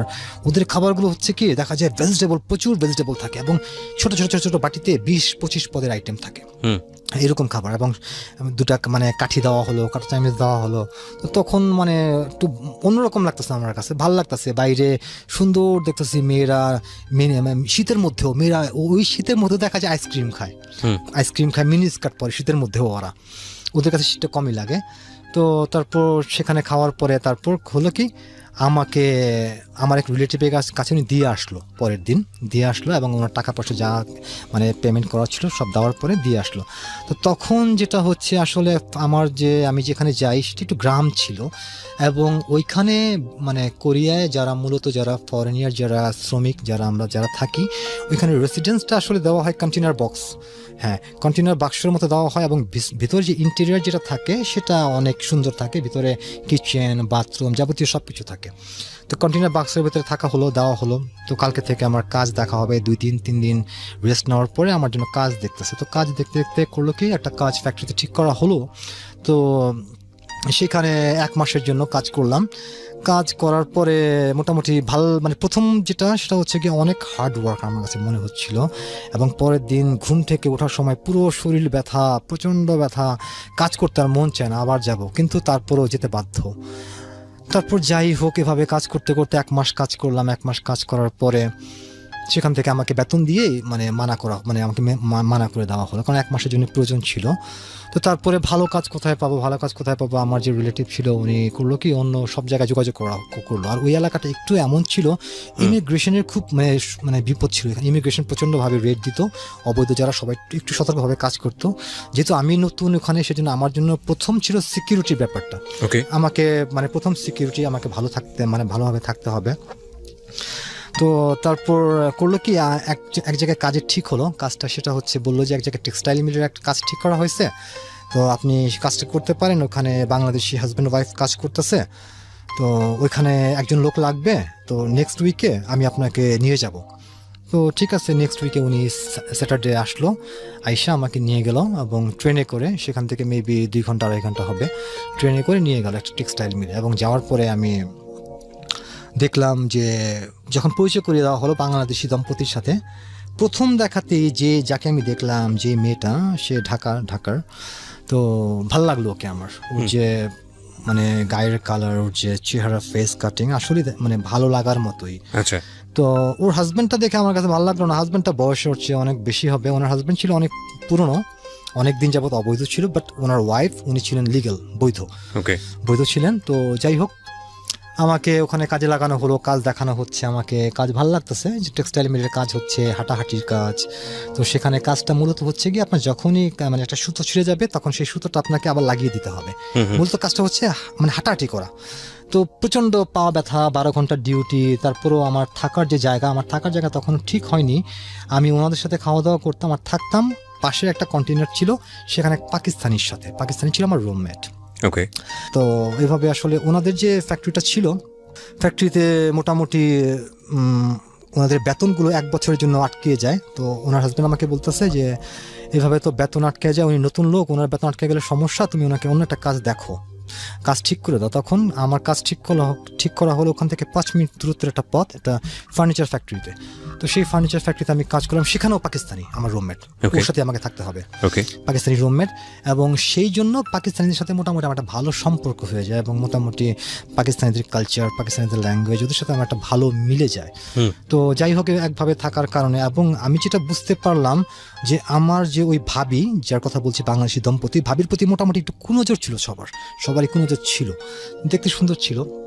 এবং পাকিস্তানিদের একটা মেইন টার্গেট হচ্ছে, পৃথিবীর যেখানেই পাকিস্তানিরা যাবে ওদের মেইন টার্গেট হচ্ছে আগে আস্তানা গারো, আগে এখানে বৈধ হওয়ার চিন্তা ভাবনা করো, বিয়ে করো, পাসপোর্ট বানাও, তারপর যা করার করো। ওকে, হ্যাঁ, ওরা হচ্ছে গিয়ে আপনার খুবই আনন্দপ্রিয়, বলে যে মুসলমান, এদিকে বলে শুকর খাওয়া হারাম, মুসলমান শুকর খাবো না, অথচ ও দেখা যাচ্ছে রেগুলার মদ খাচ্ছে, মেয়েবাজি খাচ্ছে। করছে, হ্যাঁ Okay. সবকিছু করতে চাচ্ছে, শুকর খাওয়া হারাম। বুঝতে পেরেছি। হ্যাঁ। মুখে যেটা বলে প্র্যাকটিস অন্য। রাইট। তো তারপরে ওনার সাথে ডিউটি করতেছি, কাজ করতেছি, তো কোন একদিন হলো কি মানে যেটা পরে প্রকাশ পাইছে সেটা হচ্ছে কি ওনারা কোনো রকম মানে কোনো ওনার হাজবেন্ড যেহেতু অবৈধ ছিল আমার সেই ভাবির, তো অবৈধ থাকার কারণে ওনার হাজবেন্ডকে ওরা করলো কি ইমিগ্রেশনের মাধ্যমে ধরিয়ে দেওয়া হলো। ধরিয়ে দেওয়ার পরে ওনাদের মেইন টার্গেট ছিল ওনার সাথে রিলেশন করবে। তো আসলে এটাই হয় কোরিয়াতে, মোটামুটি রিলেশনগুলো এভাবেই হয়। তো তারপরে ওনার হাজব্যান্ড যখন ধরা খেলো, ধরা খাওয়ার পরে ওনার হাজব্যান্ড বলল যে আমি তো চলে যাচ্ছি, কিন্তু আমার যে টাকাগুলো রাখা আছে তুমি কিন্তু অবশ্যই টাকাগুলো নিয়ে আসবা, তুমি থাকো, তুমি যেহেতু বৈধ টাকাগুলো নিয়ে তারপর বাংলাদেশে আসবা। তো এইভাবে বাংলাদেশি যারা আমরা ছিলাম সবাই ওখানে ওনার সাথে দেখা করলাম, সমবেদনা জানালাম যে চিন্তা করার কারণে আমরা তো আসি, যখন সমস্যা আমাদেরকে বলবেন, আর টাকাগুলো তাড়াতাড়ি নিয়ে তারপর চলে যান, আপনি থাকবেন কীভাবে একা মহিলা মানুষ। তো আমিও আমার কাজ শেষ হতো আগে আগে, আমি সকাল 7টা থেকে বিকেল 3টা পর্যন্ত আমার বেসিক ডিউটি ছিল। তো ডিউটির পরে আমি ফোন করতাম যে ভাবি কী করতেছেন, আসবো একটু হাঁটাহাঁটি করি, আপনারও ভালো লাগবে। তো এইভাবে যেতাম, আমি তার সাথে দেখা করতাম, কথা বলতাম, একটু হাঁটাহাঁটি করতাম, তো ওনারও ভালো লাগতো, মনটা যেহেতু ওনার খারাপ থাকে। তো হঠাৎ একদিন ওনার সাথে হাঁটতে হাঁটতে হাঁটতে হাঁটতে একটা কোরিয়াতে আসলে ওখানে কোরিয়াতে দেখা যায় কি যখন শীতটা শেষ হওয়ার পরে ওখানে যেটা ফুলের যে সমারোহ, গোলাপ ফুল দেখা যায়, জঙ্গলের মধ্যে গোলাপ ফুল ফুটে থাকে। বাংলাদেশে যেমন যত্ন করে গোলাপ ফুল ফুটানো যায় না, কিন্তু ওখানে গোলাপ ফুল দেখা যায় রাস্তার পারে, গোলাপ গাছ, এই গাছ অটোমেটিক। তো সেখানে একটা লেকের পারে গিয়ে আমি বসলাম ওনার সাথে, বসার পরে ভাবির সঙ্গে, হ্যাঁ ভাবির সাথে বসলাম। তখন ওনার বয়স ছিল মেবি 26-26, আমার বয়স ছিল 28 এরকম হবে। হ্যাঁ, তো তারপরে কথা বলতে বলতে জাস্ট অনেক রকম কথাবার্তা বলতে বলতে হঠাৎ কোনো একটা সময় আমি তার মাথায় হাত বুলিয়ে দিই। হাত বুলাতে গিয়ে আমি একটা জিনিস অনুভব করলাম, সে চোখগুলো বন্ধ করে ফেলছে। চোখগুলো বন্ধ করার পরে এবং সেই শরীরে যে একটা সম্পূর্ণ যে কন্ট্রোল সেটা তার নাই তার ভিতরে।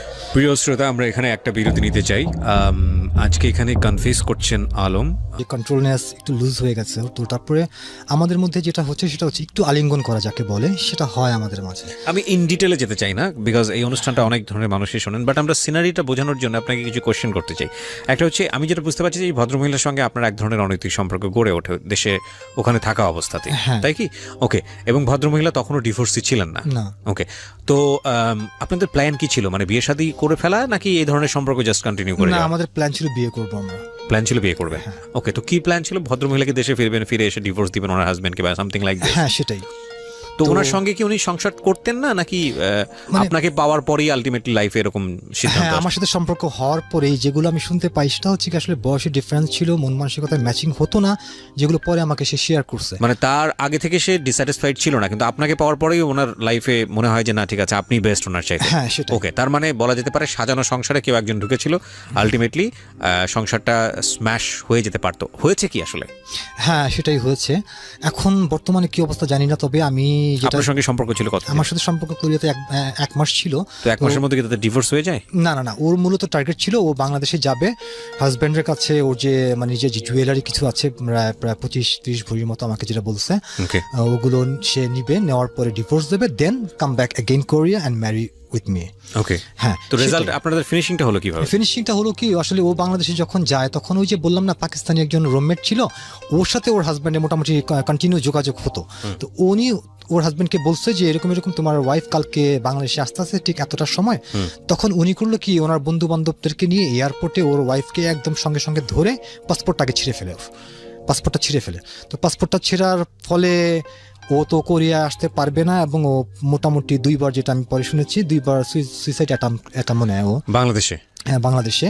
তো তারপরে ওর সাথে আমার মোটামুটি যোগাযোগ হয় বেশ কয়েকদিন। তো কোন এক সময় ওর মা আমাকে অনেক রিকোয়েস্ট করে যে তুমি এরকম ওর সাথে যোগাযোগ করো না, যা ক্ষতি হওয়ার তো হয়েছেই, এটা ওর ভাগ্যে ছিল, তো তুমি আর ডিস্টার্ব করো না ওকে, তুমি ওকে একটু মুক্তি দাও। আমি দেখলাম আসলে এটা হয় না, এটা সম্ভব না, আমি কেন তাকে এটা করবো, আমি যা করছি এটা আসলেই ভুল। কারণ কারোর সংসারে এভাবে যার 2টা সুন্দর সুন্দর ছেলে, একটা ছেলে একটা মেয়ে অনেক সুন্দর ওরা দেখছি আমি, তো এটা আমি যে করছি তখন আসলে আবেগের বশে হয়তোবা আবেগের বশে সামহাও আপনি নিজেকে মানিয়ে নিয়ে ওখান থেকে চলে আসলেন। বাট আমি অনুতপ্ত পরে।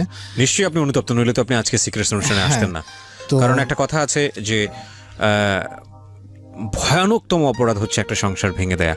এবং আমি জানি না যদি ধর্মীয়ভাবে বিষয়টিকে ব্যাখ্যা করেন আমাদের ইসলামের জায়গাটা থেকে, তাহলেও এটা হচ্ছে সবচেয়ে নিকৃষ্টতম কাজ, মানে সৃষ্টিকর্তা একদমই পছন্দ করে না। তারপরেও আপনাদের মধ্যে যেটা হয়েছে নিশ্চয়ই তিনি ক্ষমা সুন্দর দৃষ্টিতে দেখবেন। তবে এটা ঠিক যে যদি ওই বাচ্চাদের পার্সপেক্টিভ থেকে চিন্তা করে দেখি, লিগ্যাল ফ্রেমওয়ার্কের জায়গাটা থেকেও কিন্তু একটা ভয়ানক রকমের মানে অপরাধমূলক কাজ।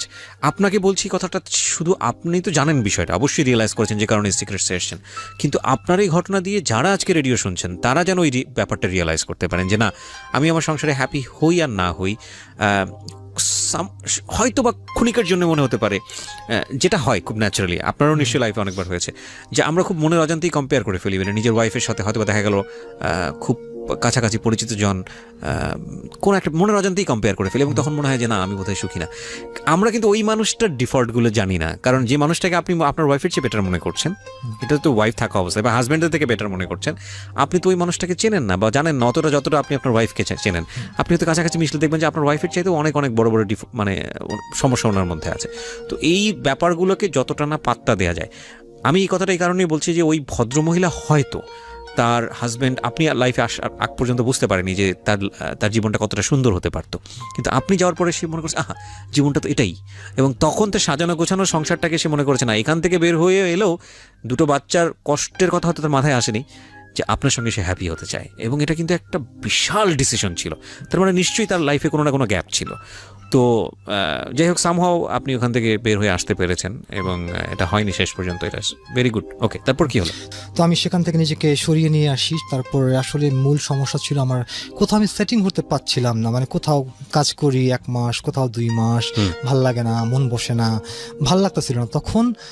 তখন স্যাটারডে, তখন মানে দক্ষিণ কোরিয়ার রাজধানী সিউল একটা জায়গা আছে, সেটা হচ্ছে ইথেওয়ান হচ্ছে মানে পৃথিবীর সমস্ত দেশের এম্বাসি, পৃথিবীর সমস্ত দেশের নাইট ক্লাব এবং আমেরিকান সোলজারদের একটা আখড়া ওই জায়গাটা। ওইখানে আপনি যা করতে মন চায় আপনি সবকিছু করতে পারবেন। তো সেখানে স্যাটারডে নাইট যাবো, একটু আনন্দ করবো, নাইট ক্লাবে যাবো, চলে গেলাম। তো সেখানে দেখা যেত যে আপনার বিভিন্ন দেশের রেস্টুরেন্টও আছে, Arabian restaurant, Asian restaurant, Pakistani, Indian, like that, মানে অনেক। তো ঠিক পাকিস্তানি রেস্টুরেন্টে আমি যখন দুপুরে খেতে গিয়ে দেখি যে একটা বাংলাদেশি ছেলে, ওর নাম হচ্ছে মাহমুদ, ও হচ্ছে আপনার পাকিস্তানির সাথে পার্টনারি বিজনেস করে, ও ঢাকার মোহাম্মদপুরের। এবং তখন ওকে দেখার পর আমার কাছে আসলে ভালো লাগছে যে ঢাকার ছেলে আমি একটা পেলাম কোরিয়াতে। তো ওর যে মন মানসিকতা, ওর সাথে ভালো লাগলো কথা বলে। ওকে বললাম যে ভাই এরকম আমার সমস্যা, মানে কোরিয়াতে আসছি, কোথাও সেটিং হতে পারছি না, আপাতত কাজও ঠিক মতো করতেছি না, ওর বাসায় 1 মাস, ওর বাসায় 2 মাস এভাবে কাজ করতেছি। তো এখন আসছি সিউলে, এখন কাজ নেই, তো একটা কাজের ব্যবস্থা করা যায়, থাকারও সমস্যা। তো উনি বললো কোনো সমস্যা নেই, আপনি যেহেতু ঢাকার স্থানীয়, আর আমার কিছু ফ্রেন্ড সার্কেল ছিল যাদেরকে ও চিনে, ওর কিছু ফ্রেন্ড সার্কেল যাদেরকে আমি চিনি, তো এভাবে একটা পরিচয় সম্পর্ক হয়ে যায় আমাদের মধ্যে। তো সম্পর্ক হয়ে যাওয়ার পরে ও বললো যে কোনো সমস্যা নেই, আপনি আমার বাসায় থাকবেন, আমার এখানে খাবেন, ইভেন যাবতীয় যা লাগে আমি আপনার জন্য করব। তো দেখা যেত ওর রুমে আমি থাকতাম, সকালের নাস্তা, দুপুরের খাবার, রাতের খাবার ওর হোটেলেই খেতাম। যেটা পাকিস্তানি ওর পার্টনার ছিল ওটা পছন্দ করতো না। ওই পাকিস্তানি যে ছিল ও আবার কোরিয়ান, ওর ওয়াইফ ছিল কোরিয়ান, তো সেভাবে বিজনেস করতো। তো দেখা যেত সন্ধ্যার পরে যখন আসতাম, আসার পরেও আমাকে বলতো যে কি করবেন, যান বাড়ি গিয়ে একটু মদ খান। তখন দেখা যেত আমাকে ওর ক্রেডিট কার্ডটা দিয়ে দিত, আপনি মদ খান, আমি রাত্র 11টা, 11:30 দিকে আমি সব কিছু বন্ধ করে আসতেছি।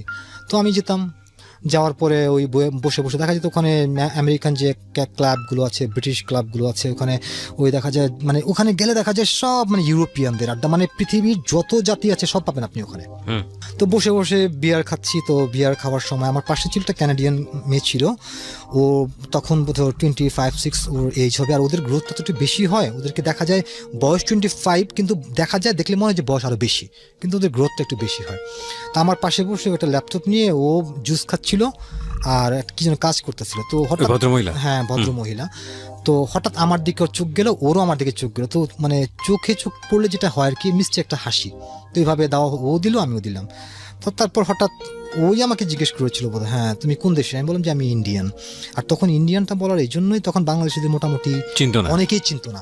এমনকি যদি কোনো কোরিয়ান জিজ্ঞেস করতো যে কোন দেশের তুমি, আমি বলতাম যে বিক্রমপুর। বিক্রমপুর এটা কোথায়? সিঙ্গাপুরের পাশে। ও আচ্ছা আচ্ছা আচ্ছা, সিঙ্গাপুরের পাশে বিক্রমপুর। সরি টু সে, না আমরা এটা রিয়েলিটিটাকেই বলছি এখানে, বাট আমি আমি আমি ইন্সপায়ার করবো দেশ আপনাকেই ফার্স্ট স্টেপটা নিতে হবে। হয়তো এই জেনারেশন ওইভাবে রিপ্রেজেন্ট করছে না, বাট এখনকার সিনারিওটা বোধহয় একটু ডিফারেন্ট না? হ্যাঁ, ক্রিকেট এখন কিন্তু অন্য মাত্রায় নিয়ে গেছে আমাদেরকে, এবং বাংলাদেশ এখন উন্নয়নশীল দেশের কাতারে। সো এখনকার সিনারিওটা অনেকখানি ডিফারেন্ট। আমি যখন ক্লাস 7-8 পড়ি তখন শুনেছি যে আমাদের টিচাররা বলতো যে অনেকেই বাংলাদেশ বললে চেনে না, কিন্তু টেগোর্স কান্ট্রি বললে চেনে। টেগোর্স কান্ট্রি মানে ম্যাক্সিমামই তো বলে যে বিসাইড ইন্ডিয়ার পাশের দেশ, এটা বলে। কিন্তু আমার মনে হয় যে বাংলাদেশই বলা উচিত, এবং যদি না চিনতে পারে তাহলে বলতে হবে যে আমার দেশের পাশে ইন্ডিয়া আছে, তুমি মনে হয় ইন্ডিয়াকে চেনো, সামথিং লাইক দিস। বাট আমরা চাই আমাদের দেশটাকে সবাই চিনুক, এবং সেই জন্য না চিনলেও আপনাকে ওই বাংলাদেশি হিসেবেই পরিচয়টা দিতে হবে দেশের বাইরে। কারণ আমি জানি দেশের বাইরের অসংখ্য লিসেনার এই প্রোগ্রামটা শোনেন, অসংখ্য, মধ্যপ্রাচ্যে তো অসংখ্য শ্রোতা আছে। জি বলুন। তো তারপর জাস্ট এভাবে বলতাম, তো তখন ও আমাকে জিজ্ঞেস করতেছে তুমি কি করো এখানে? আমি বললাম যে আমি এখানে বিজনেস করি, এখানে যে ওই মানে কম্পিউটার গেমসের সিডি ক্যাসেট এগুলো আমি মানে আমার দেশে আমি এক্সপোর্ট করি। আচ্ছা, ভদ্রমহিলার নামটা কি ছিল? ওর নাম ছিল ইরিকা। ইরিকা। হ্যাঁ, ইরিকা। ও ছিল, ও ক্যানাডিয়ান। ওর সামার ভ্যাকেশনে তখন আসছে কোরিয়াতে। ওর আঙ্কেল হচ্ছে কোরিয়া ক্যানাডিয়ান চেম্বার অফ কমার্সের প্রেসিডেন্ট, আমাকে সেটাই বলছে ও। তো তারপর ওর সাথে আমার এরকম সম্পর্ক হয়। আসলে সত্যি কথা বলতে কি, মানে কোরিয়া এমন একটা দেশ, যদি চোখের দেখায় ভালো লাগে, এক রাতের সম্পর্ক, এটা নাথিং ইজি সবার জন্যই। তো এরকম ছিল ওর সাথে, ওর মতো আরও অনেক কোরিয়ানের সাথে। আমার 14 বছর জীবনে আমার সত্যি কথা বলতে 6-7-8 জন এরকম কোরিয়ান গার্লফ্রেন্ড ছিল। হ্যাঁ, তো আমার মূলত লম্বা একটা রিলেশন ছিল এক জাপানিজ মেয়ের সাথে।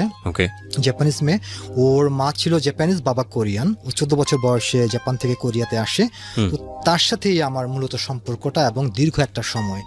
এবং ওর সাথে আমার অনেক স্মৃতি, আমাদের একসাথে থাকা লম্বা একটা সময়। দেখা যেত ও স্যাটারডেতে শনিবার দিন চলে আসতো, শনিবার রবিবার ছুটি, 2 দিন থাকতো। 2 দিন থাকার পরে ও রান্না বান্না করে এবং আমার জন্য সব খাবার ঠিকঠাক রেখে তারপর ও চলে যেত রবিবার দিন সকালে বা সোমবার দিন সকালে, সরি। হ্যাঁ, তো ও আসলে মেয়ে হিসেবে সত্যি কথা বলতে আসলে অনেক ভালো মন মানসিকতা ছিল। এবং আমার যে কোরিয়ান ভাষা, আমি ওর কাছ থেকে আমার কোরিয়ান ভাষা শেখা। এবং সত্যি কথা বলতে আমি যখনই প্রথম থেকে কোরিয়ান ভাষাটা আমি শিখি, আমি যতটুকু শিখেছি শুদ্ধ ভাষা। এই জাপানিজ মেয়েটার কাছ থেকে? হ্যাঁ, জাপানিজের কাছ থেকে। এবং ও দেখা যেত যে আমার সাথে এভাবে চলতেছে 1 বছর 2 বছর। বাট আমার প্রথমত মূল টার্গেট ছিল, আমার বয়স হচ্ছে, আমাকে বিয়ে করতে হবে, আমাকে কোরিয়া সেটেল হতে হবে, আমাকে এখানে বিজনেস করতে হবে। এভাবে আমি জব করব কতদিন? তো এই জন্য আমি ওকে মাঝে মাঝে প্রেশার দিতাম যে আমরা বিয়ে করি, আসো। তো দেখতাম কথাগুলো এড়িয়ে যেত। তো এড়ায় যাওয়ার কারণে আমি ওকে আর প্রেশার ক্রিয়েট করতাম না। তো এভাবে করতে করতে অনেক দিনই সম্পর্ক আমাদের মধ্যে মোটামুটি মাঝে মাঝেই ঝগড়া ঝাঁটি এগুলো হতো, এবং আবার মিল হতো। ভালোবাসতো আমাকে প্রচণ্ড, এটা সত্য কথা। এবং এটাও সত্য কথা, আমিও ওকে প্রচণ্ড ভালোবাসতাম। হ্যাঁ, তো ও আমারও যেমন ওর অনেক কিছু ভালো লাগতো না, আমারও ঠিক ওর অনেক কিছু ভালো লাগতো না। কিন্তু একটা জিনিস আমরা দুজনেই বিশ্বাস করতাম, আমরা দুজনকে ভালোবাসি অনেক, এটা সত্য। তো তারপর এভাবে রিলেশন, আমাদের সম্পর্কটা যায় 1 বছর 2 বছর 3 বছর করতে করতে প্রায় আমি তখন আমার যে ডিউটি ছিল সেটা ছিল বেসিক্যালি 8 ঘন্টার ডিউটি। দেখা যেত মাঝে মাঝে শনিবার দিন ও আগে চলে আসতো। আমার রুমের যে পাসওয়ার্ড ছিল, ও নিজেই একা আসতো, একা এসে ঘরে রান্না বান্না করতো, থাকতো। তো তারপর 2014 সালে আমার বাংলাদেশ থেকে আমার বোন, আমার বোনের হাজব্যান্ড, আমার ছোট ভাই, আমার 2 ভাগ্নে, এরা সব কোরিয়াতে আসে মূলত বেড়ানোর উদ্দেশ্যে এবং আমাকে দেখার উদ্দেশ্যে। তো তারা যখন কোরিয়াতে আসে অনেক বছর পর, আপন নিজের ছোট ভাইকে দেখা, নিজের বোনকে দেখা, আসলে একটা অদ্ভুত একটা ফিলিংস অনুভব ছিল সেটা আমার জন্য। এবং এই ধরনের অনুভূতিগুলো অটোমেটিকলি মানুষের চোখ দিয়ে পানি চলে আসে তখন। তো তাদেরকে নিয়ে আমার বাসায় চলে আসলাম। বাসায় চলে আসার পরে তারা থাকলো প্রায়, তার 10 দিন ছিল এখন। এবং আমি যে বিল্ডিংয়ে থাকতাম, ওই বিল্ডিংয়ে যে অনার ছিলেন উনি হচ্ছেন একজন মহিলা কোরিয়ান। ওনার এজ বর্তমানে 59-58 ইয়েস। সে আমাকে ভাগ্নে হিসাবে সবসময় সম্বোধন করতো এবং আমি তাকে আন্টি হিসাবে সম্বোধন করতাম। এবং আমার সাথে তার এখনও তার সাথে আমার প্রতিনিয়ত তার সাথে কথা হয়, এবং আমার প্রতি তার যে একটা অনুভূতি, তার যে একটা মানে ভাবনা, সে আমাকে আসলে নিজের আপন ভাগ্নের মতোই দেখে। তো তার বিল্ডিং একটা রুম খালি ছিল, সে আমাকে বললো এক কাজ করো, তুমি উপরে থাকো, তোমার বোনদেরকে এই রুমে রাখো, কোনো সমস্যা নেই। তো এইভাবে আমার বোনরা যখন থাকলো, তা আমার বোনের কথা হচ্ছে গিয়ে বাংলাদেশে কি করবা, অনেক বছর তো হইলো, কিছু করতেছো না, তো এইভাবে তো থাকাটা ঠিক না, হয় বিয়ে করো, তা না হলে বাংলাদেশে টাকা কামাও, বাংলাদেশে চলে যাও, তাড়াতাড়ি শেষ, তোমার তো বয়স হচ্ছে, বিয়ে করতে হবে। তো তখন আমি করলাম কি, পরের দিন আমার ওই জাপানিজ গার্লফ্রেন্ডকে আমি বললাম, যে ইনভাইট করলাম যে তুমি বাসায় আসো, আমার গার্জিয়ান, আমার বোনেরা আসছে, তোমাকে দেখতে চায়। তো ও আসছে পরের দিন, বড় একটা কেক নিয়ে আসছে, কেক নিয়ে আসলো, কথা বললো সবার সাথে, মোটামুটি আনন্দ কথা, হাসি ঠাট্টা করলাম, এবং ও খুব মিশুক ছিল, এবং ওকে দেখে আমার আমার যে বোন, আমার যে ভাই, সবাই ভালো লাগছে ওকে। এখন বললো যে যাই করো, তাড়াতাড়ি যদি বিয়ে করে করো, তা নাহলে চ্যাপ্টার ক্লোজ করো, তুমি এভাবে হয় না, ঠিক Okay. না? তখন আমি করলাম যে ঠিক আছে, আমি যা করবো খুব তাড়াতাড়ি করব। তো তারপর আমার বোনেরা 10 দিন পর যখন বাংলাদেশে ব্যাক করলো, চলে আসলো, আমি ওকে বললাম যে, আর ঠিক সেই মুহূর্তে আমি নক করতে লাগলাম বিভিন্ন মেয়ে, তখন আমি সোশ্যাল মিডিয়া যেগুলো ছিল, বিভিন্ন ফেসবুক মেসেঞ্জার, তারপর ট্যাঙ্গো, ওকে, তো ঠিক তখন ওইভাবে সার্চ করতে করতে আমি একটা ছবি দেখি, অনেক ছবি দেখলাম, দেখার পরে অনেকের সাথে কথা হয়, আসে, মানে দেখা সাক্ষাৎ হয়, কিন্তু মন মানসিকতা দেখি যে ওর এই সমস্যা, ওর এই সমস্যা। তো যাই হোক, আমি আমার গার্লফ্রেন্ডকে, জাপানিজ গার্লফ্রেন্ডকে বললাম যে তুমি এক কাজ করো, তোমাকে আমি কিছু কথা বলতে চাই, তুমি কি আমাকে বিয়ে করবা? তো সে আমাকে বলতেছে যে তোমাকে আমি সত্যি একটা কথা বলি, আমি বিয়ের রিলেশনে তোমার সাথে কখনোই জড়াবো না, সম্পর্ক আমাদের থাকবে, সারা জীবন থাকবে, আমি রাখবো যদি তুমি রাখো, বাট বিয়ে আমি করবো না, বিয়ে সম্পর্কে বিশ্বাসী না আমি, কারণ এটা একঘেয়া জীবন হয়ে যায়, মানে ভাল লাগে না ওইটা। এখন দেখা যাবে ভালো সম্পর্ক আছে, বিয়ের পরই সম্পর্কটা সম্পূর্ণ অন্যরকম হয়ে যায়, তখন বিভিন্ন ঝগড়াঝাটি, এগুলো বিভিন্ন সমস্যা, এগুলো তখন অটোমেটিকলি হয়ে যায়। এই জন্য ওই সম্পর্কে আমি কখনোই জড়াবো না। তখন আমি বললাম যে ঠিক আছে, তাহলে আমার যেটা তোমাকে আমি যে কথা বলার জন্য ফোন করছি, সেটা হচ্ছে আমার এক রিলেটিভ বাংলাদেশ থেকে এখানে স্টুডেন্ট ভিসায় আসছে, আমার ফ্যামিলি চাচ্ছে আমি ওর সাথে দেখা করি, দেন আমাদের যদি একজন আরেকজনকে ভালো লাগে, দেন আমরা বিয়ে করবো, আমাদের ফ্যামিলিগতভাবে বিয়েটা হবে। তো ও বলতেছে ঠিক আছে, তুমি কি বলতে চাও বলো। আমি বলতে চাই তোমাকে, তুমি যদি বিয়ে করো, ইটস ওকে, বিয়ে করবো, আর তা না হলে আমাদের ব্রেকআপ, আমি বললাম ওকে। কিন্তু আমার খুব কষ্ট হচ্ছিল তখন, 7 বছরের আমাদের সম্পর্ক, অনেক স্মৃতি, অনেক স্মৃতি, যেটা এখনো আমাকে মানে অনেক, আসলে মন থেকে আমি যদি বলি না, ওকে ভালোবাসার যে সত্য একটাই ওর কাছে ছিল আমার, কারণ ওর কাছ থেকে খারাপের চেয়ে ভালোই আমি শিখেছি, ভালো দিকগুলো আমি শিখেছি। কি নাম ছিল ভদ্রমহিলা? ওর নাম ছিল জেনি। ওকে, জেনি ছিল। ওর কাছ থেকে, ওর সাথে চলার পরে আমার যে একটা মানে চারিত্রিকগত দিক, যেগুলো মিথ্যে কথা বলা আমাদের মধ্যে হয়েছে, তবে হ্যাঁ, দেখা সাক্ষাৎ আমরা করব, কিন্তু এখনকার মতো কন্টিনিউ যেটা রিলেশন আমাদের, সেটা আমাদের হবে না, কারণ আমি চাচ্ছিলাম না আমি কখনোই ওর মুখোমুখি আরেকজনকে আমি কখনো দাঁড়া করাই। তো যাই হোক, ট্যাঙ্গো যে সোশ্যাল মিডিয়া, ওটার মাধ্যমে আমি ওকে প্রতিদিনই নক করতাম, সকালে গুড মর্নিং, গুড নাইট, এভাবে, তুমি সারা দিত না, সারা না দেওয়া দিতে হঠাৎ একদিনও আমাকে অ্যান্সার করে, কে তুমি কি নাম তোমার, কোথায় থাকো? আমি সব বললাম, এই করি, এত বছর যাবত করিয়ে আছি। তো কোনো একদিন হঠাৎ সন্ধ্যার সময় ও আমাকে বললো যে ঠিক আছে, তুমি আসো, তোমার সাথে দেখা করবো, তুমি প্রতিদিন আমাকে যেহেতু ডিস্টার্ব করো, আমি তোমার সাথে দেখা করবো আজকে, যাও। তো যাই হোক, তখন আমার ওখান থেকে আমি ট্রেনে করে প্রায় 40 মিনিটস লাগে, আমি ট্রেনে করে ওর প্রভিন্সে গেলাম। যাওয়ার পরে আমরা দেখা করলাম ম্যাকডোনাল্ডসে। আমি যখনই ঢোকার পর দেখি যে ও বসে আছে একটা কোল্ড কফি নিয়ে বসে আছে, এবং আমি গেলাম, বললাম যে আমার নাম আলম। তখন বললো যে হ্যাঁ বসো। বসলাম, কথা বললাম, কথা হচ্ছে আমাদের মাঝে। মেয়েটার নাম কি ছিল? ওর নাম হচ্ছে মারিয়া। ও হচ্ছে ফিলিপিনো ন্যাশনালিটি, ওর মানে বংশগত হচ্ছে ফিলিপিনো, বাট কোরিয়ান ন্যাশনালিটি। ও মূলত একজন সিঙ্গার, ওদের মূল ফ্যামিলিটাই হচ্ছে মানে কালচারাল ফ্যামিলি, ওর মামাও হচ্ছে সিঙ্গার সবাই। তো ও দেখা যেত বিভিন্ন দেশে, ওদের ফ্যামিলি গ্রুপ নিয়ে ওরা জাপান, কোরিয়া, বিভিন্ন দেশে যেত। তো সেভাবেই ও 1998 বোধহয় কোরিয়াতে আসে। কোরিয়া আসার পরে তারপরে কোনো একভাবে কোরিয়ানের সাথে বিয়ে হয় ওর। বিয়ে হওয়ার পরে সেখানে ওর একটা বাচ্চা মেয়ে আছে, মেয়েটা খুব সুন্দর। তো তারপরে আমাদের যখন প্রথম দেখা, সব কিছু শেয়ার করা হয় আমাদের মাঝে। সব কিছু শেয়ার করার পরে আমরা একজন আরেকজনকে, যেটা পরের দিনও আমাকে রিপ্লাই করে যে হ্যাঁ, তোমাকে আমার ভালো লাগছে, আমি তোমার সাথে কন্টিনিউ করতে চাই রিলেশন, যদি তুমি আগ্রহ দেখাও। তো আমি বললাম যে ঠিক আছে, কারণ ভাল লাগছে ওকে। ও হ্যাঁ, প্রথম দেখাতে ওকে দেখার দেখার মতোই মেয়ে। আসলে ফিলিপিনোরা কিন্তু সুন্দর হয়, ফিলিপিনো মেয়ে যারা আসলেই সুন্দর হয়। ও সবাইকে ওপেন করলো ফেসবুকের মাধ্যমে যে আমি আমার লাইফ, আমি আমার বয়ফ্রেন্ড খুঁজে পেয়েছি এবং আমরা উইল গেট ম্যারিড ইমিড সুন। ওর সাথে আমার কন্টিনিউ রিলেশন চলতেছে এবং আমি করলাম কি আমার জব ছেড়ে দিয়ে ওর এখানে চলে গেলাম। চলে যাওয়ার পরে একসাথে আমরা থাকা শুরু করলাম। একসাথে থাকার পর আমরা প্রায় 2-3 মাস পরেই বিয়ে হলো। বিয়ে হওয়ার পর আমার যে পাকিস্তানি ফ্রেন্ড ছিল ও করলো কি সঙ্গে সঙ্গে এক দোকানে গেল, দোকানে গিয়ে মিষ্টি নিয়ে আসলো। মিষ্টি নিয়ে এসে মিষ্টি মুখ করানো হলো এবং সেখানে তখন প্রচার হয়ে গেল যে আলম কোরিয়ান বিয়ে করছে, নেক্সট টাইম আলম কোরিয়া বৈধ হবে। এবং এটা আমার একটা স্বপ্ন ছিল। মেয়েটা তো কোরিয়ান ছিল না, ফিলিপিনো। না, ও ফিলিপিনো কোরিয়ান ন্যাশনালিটি।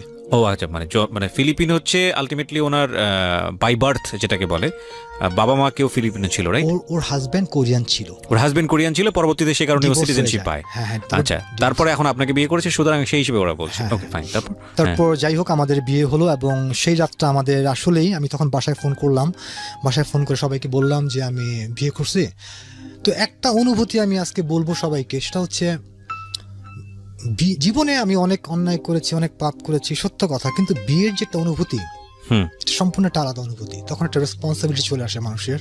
তো যাই হোক তারপর গেলাম, একসাথে আমাদের থাকা শুরু হলো। কিন্তু মূল সমস্যাটা হচ্ছে আমি অবৈধ থাকার কারণে আমি আমার যেই 10 বছরের একটা লম্বা জব ছিল যেখানে আমি করতাম একটা মানে কসমেটিক কোম্পানিতে, সেই চাকরিটা ছাড়ার পরে আমি চাকরি পাচ্ছিলাম না। কারণ কোরিয়াতে মূলত অবৈধ লোকের চাকরি নাই, বলতে গেলেই নাই। আর তখন আমার মা প্রতিদিন আমাকে বলতেছে তুমি কবে আসবা, তোমাকে আমি কি মরে গেলে তুমি আসবা, তাড়াতাড়ি আসো, এত বছর হয়ে গেল, কবে তুমি আসবা। তো এই যে বাংলাদেশে যাওয়ার যে একটা বাংলাদেশে যাওয়ার একটা যে মানে চিন্তা আমাকে সব সময় প্রেশার ক্রিয়েট করতেছিল যে আমাকে তাড়াতাড়ি বাসা যেতে হবে। তো এই সব কিছু বিবেচনা করেই মূলত আমার বিয়ে করাটা, খুব ইমিডিয়েটলি বিয়ে করাটা।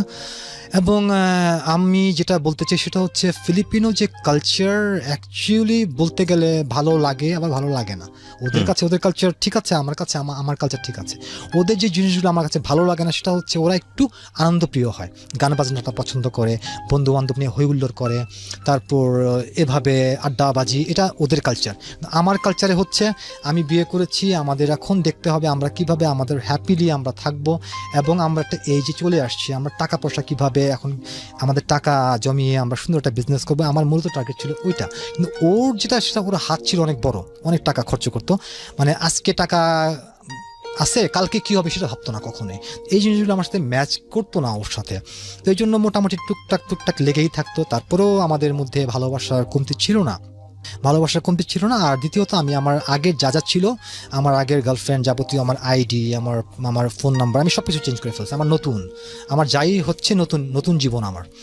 তো তারপরে ওইভাবে আমাদের দেশে আসার প্ল্যানটা করা হলো। দেশে আসার প্ল্যান 2016 সালের ফেব্রুয়ারি মাসে দেশে আসার চিন্তা ভাবনা করলাম আমরা। তো যাই হোক ওইভাবে করার পরে আমরা 2016 ফেব্রুয়ারি মাসের 2 তারিখে কোরিয়া থেকে আপনার চায়না এয়ারলাইন্সে চায়নায় আসলাম। চায়নায় এক রাত্র ছিলাম, সাংহাইতে ছিলাম। সাংহাইতে যেটা দেখলাম যে চায়নার ওয়েদার এতটা নোংরা একটা ওয়েদার, পুরো আকাশটা কালো সাংহাইতে, এত বায়ু দূষণ। তো যাই হোক সেখানে এক রাত্র রইলাম। আর একটা জিনিস, এয়ারপোর্টের ভিতরে আপনি চায়নাতে wifi open but Google not allow, মানে বাংলাদেশে যোগাযোগ করার কোনো ওয়ে ছিল না। তো তারপর কোনোভাবে, আর সবচেয়ে বড় সমস্যা হচ্ছে চায়নার এয়ারপোর্টে যে সাংহাই এয়ারপোর্ট, মানে এত বড় একটা দেশের এত বড় একটা এয়ারপোর্ট, অথচ ইংলিশ কেউ বোঝে না। সবচেয়ে বড় সমস্যা ইংলিশকে এতটা হতো। বরং ওখানে আমি শুনেছি যে বাংলা কথা বললে নাকি ওরা তো মোটামুটি বোঝে, কিন্তু ইংরেজি একেবারেই বোঝে না, পছন্দ করে না, কথাই বলতে চায় না।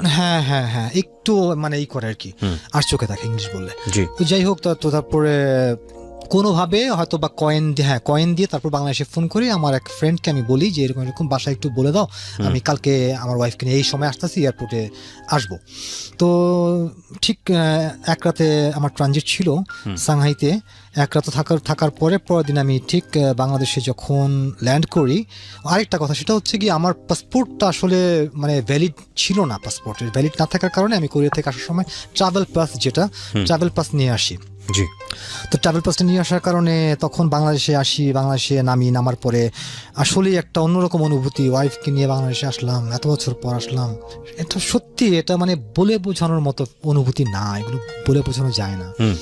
তো যেটা আপনার ফ্যামিলি কি রেডি ছিল ওনাদেরকে আপনার ওয়াইফকে রিসিভ করার জন্য? অলরেডি বাইরে আমার দুই বোন গাড়ি নিয়ে অপেক্ষা করতেছিল আমার জন্য। আমি কতক্ষণে বের হবো, কারণ টাইম তো দেওয়াই আছে যতটা নামবো। মানে রেডি বলতে আমি যেটা বোঝাচ্ছি যে আসলে ওনারা মেন্টালি প্রিপেয়ার ছিল কিনা, হ্যাঁ, mentally সবাই কোরিয়ান একটা মেয়ে। হ্যাঁ, মেন্টালি প্রিপেয়ার ছিল আমার জন্য। বাসায় আলাদাভাবে রুম টুম ইন্টেরিয়র যাবতীয় সবকিছু করা হয়েছিল আলাদাভাবে। ওকে, আমরা একটা বিরতি নিব প্রিয় শ্রোতা। এই পার্টই হচ্ছে আমাদের শেষ পার্ট, যেটা বলার জন্য উনি আসলে আপনাদের কাছে এসেছিলেন। কি বিষয় সেটা আমরা জানবো। ওনার লাইফ আপনারা জেনেছেন, একটা বিদেশ বিভূষী জীবন, পাসপোর্ট চেঞ্জ করতে গিয়ে একটা ভুল ডিসিশন আমি বলবো, যে বাংলাদেশের পাসপোর্টটাকে তার কাছে লেস পাওয়ারফুল মনে হয়েছে এবং সেটা চেঞ্জ করতে গিয়ে নিজের জীবন। আমি 2 ঘন্টা পরে বের হই আমি যখন আনতে যাই তখন যেয়ে দেখি এক মহিলা পায়ের উপর পা তুলে পান খাচ্ছে। মানে তার যে একটা যে দায়িত্ব জ্ঞান যে সেটা নাই। সে আমাকে বলছে কেন আসছে, আমি বললাম ব্যাগ আমার। তো ব্যাগ দেখলাম একদম বাথরুমের সাইডে ফেলে রাখছে। তারপর যাই হোক নিয়ে আসার পরে বাংলাদেশে এয়ারপোর্ট থেকে বের হওয়ার পরে সেই অনেক বছর পর ভাই বোন মা বাবা, আমার জীবনে সবচেয়ে মানে যখন আমি বাসায় আসি, আমার মার যে মানে মাকে যখন দেখি, আমি বাবাকে যখন দেখি, আমার বাবা নিচে বসেছিল, সে বৃদ্ধ আমার জন্য। কত বছর পরে ফিরলেন দেশে? 12 বছর পর। ও মাই গড। তো আমার বাবা মানে অনেক না খেয়ে বসেছিল। তো এত বছর পর বাবাকে যে জড়িয়ে ধরা, সেটা এক অদ্ভুত অনুভূতি, আসলে অদ্ভুত অনুভূতি। এবং আমার মা, যাদেরকে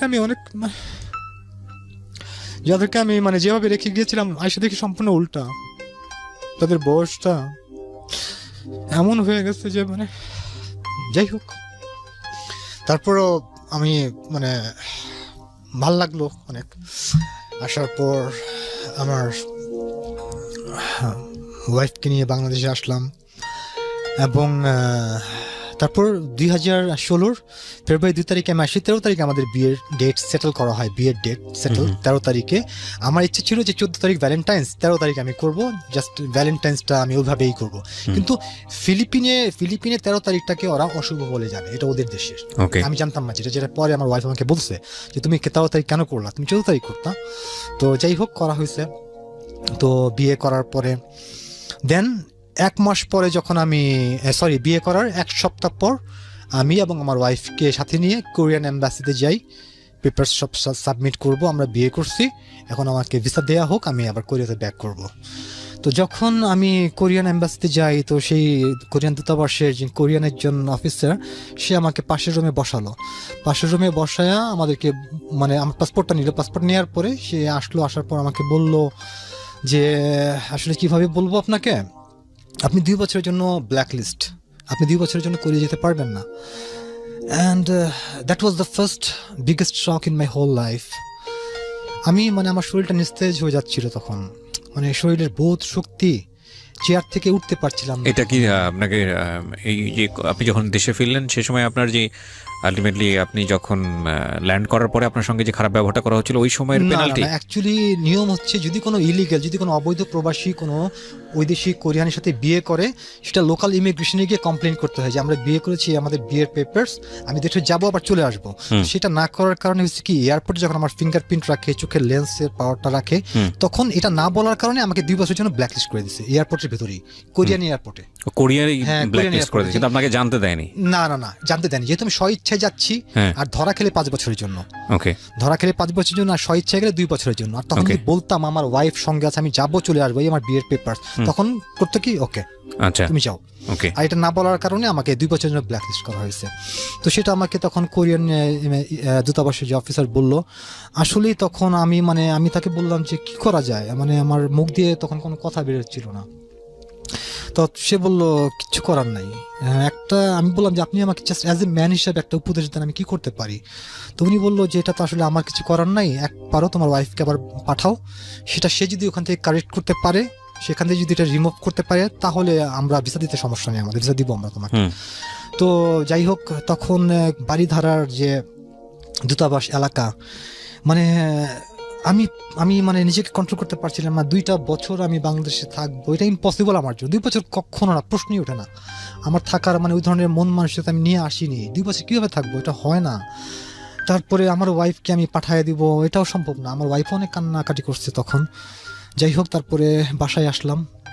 বাসায় আসার পরে আমার ওয়াইফকে আবার পরের সপ্তাহে আমি কোরিয়াতে পাঠালাম যে তুমি কোরিয়া যাও, কোরিয়া যে কাগজটা ঠিক করো। তো আবার সে কোরিয়া আসলো। কোরিয়া আসার পর লোকাল ইমিগ্রেশনে গেল। লোকাল ইমিগ্রেশনে বললো যেটা আমাদের কোনো, আমরা পারবো না, আপনি হেড ইমিগ্রেশন যেটা কোরিয়াতে সিউলে, সেখানে যান। তো আমার ওয়াইফ তখন সিউলে যে ইমিগ্রেশনের যে মেইন অফিস, সেখানে যাওয়ার পরে ওখানে একজন লেডি স্টাফ ছিল, ইমিগ্রেশন স্টাফ, ওনাকে রিকোয়েস্ট করলো এবং ওনার কাছে কান্নাকাটিও করছে যে আমার হাজব্যান্ড এই একটা ভুলের কারণে এই অবস্থা, একটু দেখেন কিছু করার আছে কিনা। তো ওরা বললো যে কিচ্ছু করার নাই, তবে হ্যাঁ তোমাকে আশ্বস্ত করতেছি 2 বছর হবে, অটোমেটিকলি এটা কম্পিউটার থেকে রিমুভ হয়ে যাবে, তখন তুমি পেপারস আবার পাঠাবা ও আসতে পারবে, এটা তুমি মানে তোমাকে এটা কনফার্ম করতেছি আমরা। তো কোরিয়া হচ্ছে এমন একটা দেশ, আইন যেখানে আইন আইনি। এমনকি স্যামসাংয়ের যে মালিক, যে নাকি বাংলাদেশের সবগুলো শিল্পপতিকে যদি এক করা হয় তারপর তার সমপরিমাণ টাকা হবে না, সেই স্যামসাংয়ের মালিককেও একটা ভুলের কারণে, সামান্য একটা ভুলের কারণে তাকে 5 দিন না কয়দিন জেল খাটতে হয়েছিল, সাধারণ কয়েদির বেশি। কোরিয়া হচ্ছে সেই দেশ, আইন সবার জন্য সমান। তো যাই হোক, আমার ওয়াইফ আবার বাংলাদেশে চলে আসলো। আসার পরে বললো যে না, সম্ভব না, কোনোভাবেই সম্ভব না। তখন আমরা চিন্তা ভাবনা করলাম যে বাংলাদেশেই থাকবো। ও বাংলাদেশে প্রায় আমার সাথে 3 মাস ছিল। আমরা আলাদাভাবে বাসা নেই, আমার বর্তমানে যেখানে আছে ওই এলাকাতেই 2 রুমের একটা বাসা নেওয়ার পরে থাকতে শুরু করলাম। এবং আমার ইচ্ছে ছিল একটা সন্তান, এবং কিছু কিছু ল আছে কোরিয়াতে, যদি সন্তান হয়, ওয়াইফ যদি খুব সিরিয়াস মানে অসুস্থ হয়, মানে এটা উইদাউট মানে সবচেয়ে মানে ভিসা, মানে এটা মানে অন্যভাবে দেওয়া হয়। তো ডাক্তারের কাছে গেলাম, ডাক্তার বললো সব চেক দিল, যে এগুলো চেক করেন দেখেন। ডাক্তার বললো আপনারা বিয়ে করছেন কতদিন হলো? আমি বললাম যে বিয়ে করছি, রিসেন্টলি বিয়ে করছি। আপনারা কেন আসছেন আমাদের কাছে? এগুলো তারাই আসে যাদের 10 বছর 15 বছর বাচ্চা হয়, তারা আসে। আপনারা কেন ওয়েট করেন 1 বছর 2 বছর ওয়েট করেন, ঠিক হয়ে যাবে। তো যাই হোক, বাংলাদেশে ওকে নিয়ে আসার পর আমার যেটা সমস্যা হচ্ছিল সেটা হচ্ছে আমি বাংলাদেশে খাপ খাওয়াতে পারতেছিলাম না ওকে নিয়ে। বাংলাদেশের মানুষের যে এখনো যেই মানে এখনো মানুষ তো বলে যে আমাদের দেশ ডিজিটাল বাংলাদেশ, আসলে কেউ খারাপভাবে নেবেন না আমার কথাগুলো, না, সেই পর্যায়ে এখনো আমাদের দেশ যায়নি, মেন্টালিটি চেঞ্জ অনেক এখনো চেঞ্জ হয়নি। এখনো রাস্তা দিয়ে হাঁটতে গেলে দেখা যায় থুতু ফেলতেছে, পিছনে যে একজন আমাকে ক্রস করতেছে সেটা সে দেখে না, তার থুতুটা আমার গায়ে লাগলো। তারপর ধাক্কা দিলে যে সরি যে বলতে হয়, সরি বলাটা বাঙালি এখনো শিখে নাই, সরি বলাটা এখনো শিখে নাই বাঙালি। এবং দেখা যায় প্যারাডো গাড়ির ভিতরে বসে আছে, প্যারাডো গাড়ি যে নাকি আমার মনে হয় প্রতি মাসে মাসে বিদেশ সফর করে যারা, গাড়িতে বসে এক সাইডে বাচ্চা কিছু খাচ্ছে, গাড়ির গ্লাসটা খুলে একটা ময়লা ফেললো, ওইদিকে তার মা গাড়ি খুলে ময়লাটা ফেললো। এগুলো যে সচেতনতা না আমাদের বাঙালির ভিতরে এখনো আসেনি। রাস্তা দিয়ে চলার সময় যে একজন আরেকজনের দিকে তাকাবো, কেন তাকাবো? তাকে আমি চিনি না, তার চেহারা দিকে তাকাবো কেন? যেটা কোরিয়ানটা করে না, যদিও কোরিয়ানটা কারোর দিকে তাকায় আর চোখে একবার তাকায়, জাস্ট চোখ সরিয়ে ফেলে। কিন্তু বাংলাদেশে মনে হচ্ছে যে আমি অদ্ভুত কোনো জন্তু জানোয়ার, আমার ওয়াইফ কোনো বিদেশি।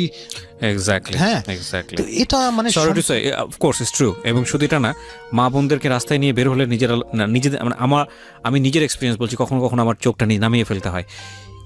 সর্বশ্রেণীর মানুষ, আমি অনেকবার বলেছি রেডিওতে, সর্বশ্রেণীর মানুষ যারা শুনছেন তারা অনেকেই, তাদের মধ্যে 99%। এটা আমি কেন বলছি, এই জিনিসটা যে হয়তো আপনি ইন্টেনশনালি করেন না, বাট এটা একটা মানুষকে কত বিব্রতকর অবস্থায় ফেলে। একটা মেয়ের দিকে ফার্স্ট হচ্ছে তার ফেসের দিকে তাকাবে, চোখের দিকে, অনেকে ফেসের দিকেও তাকায় না, এবং এমন এমন জায়গার দিকে সে দৃষ্টি দেয়, মানে এটা তো বোঝা যায় বিষয়টা পাশে থেকে।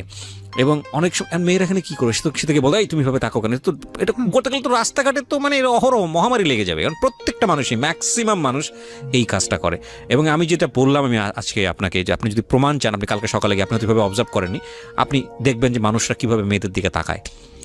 খুবই লজ্জা লাগে। কি মানে ইয়াং, কি ছেলে, কি বুড়ো, কি মানে একজন দেখে অনেক পরেশগার মানুষ, দেখে শুনে মনে হয় যে না অনেক ভালো, অনেক দাড়িওয়ালা মানুষ, 5 ওয়াক্ত নামাজ পড়েন, তারাও এই কাজটা করেন। এবং আমার খুব কষ্ট হয় যে আচ্ছা, আপনি যদি একটা ওই জায়গাটা চিন্তা করেন, তো আপনি যদি একটা মেয়ে হতেন, আপনি যদি একটা নারী হতেন। আমি অনেকবার এই বিষয়টা ফেস করেছি, এবং নাথিং টু সে, আমি আমার পার্সোনাল ব্লগে অনেক লিখেছি এই বিষয়টা নিয়ে, বাট এই অবস্থার পরিবর্তন হয় না এবং এটার পরিবর্তন হওয়াটা খুব জরুরি, খুবই জরুরি। বিদেশে এই জিনিসটা একেবারেই নাই, মানে ওয়েস্টার্ন কান্ট্রিগুলোতে কিন্তু কেউ কারোর দিকে তাকায় না, আপনি যেটা বলছিলেন। এবং আমি জানি না মানে আপনি যেখানে ছিলেন কোরিয়া বা ওদের ওইখানে এই প্র্যাকটিসটাই আছে না, ঠিক আছে মানুষ তাকাতেই পারে, তাকানোর মধ্যে তো একটা ভদ্রতা ভাব থাকতে হবে, চোখ দিয়ে মনে হচ্ছে যে রেপ করে ফেলছে এরকম একটা দৃষ্টিভঙ্গি থাকে, ভেরি ব্যাড। যারা এই কাজটা করেন তাদেরকে আমার ধিক্কার জানানো ছাড়া আর কিছু করার নেই। Please do not do this, হ্যাঁ, কারণ এটার হিসাব কিন্তু সৃষ্টিকর্তা আপনার কাছ থেকে নেবেন। হ্যাঁ বলেন। হ্যাঁ, তো যাই হোক, তো বাংলাদেশে আসার পর আপনাদের একসময় মনে হলো যে না আপনারা থাকতে পারছেন না? না না না, আমি নিজেই আমার নিজের কাছে বেমানান মনে হচ্ছিল, হাঁটতে গেলে বাড়ি খেতে হয়, রাস্তায় পায়ে পায়ে বাড়ি খেতে হয়।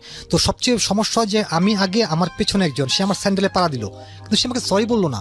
মানে আমার কাছে অদ্ভুত লাগে, সরিটা বললে সমস্যাটা কি? আপনি যদি বলেন যে ভাই আমি সরি, এনাফ। সরি ভাই কোটি টাকার প্রবলেম সলভ করে ফেলে, সরি কোটি টাকার প্রবলেম সলভ। আপনি ভুল করতেই পারেন, সঙ্গে সঙ্গে সরি, বাট একটু একটু হলেও ইমপ্রুভ হচ্ছে, ইদানিং টুকটাক পাওয়া যায় আর কি।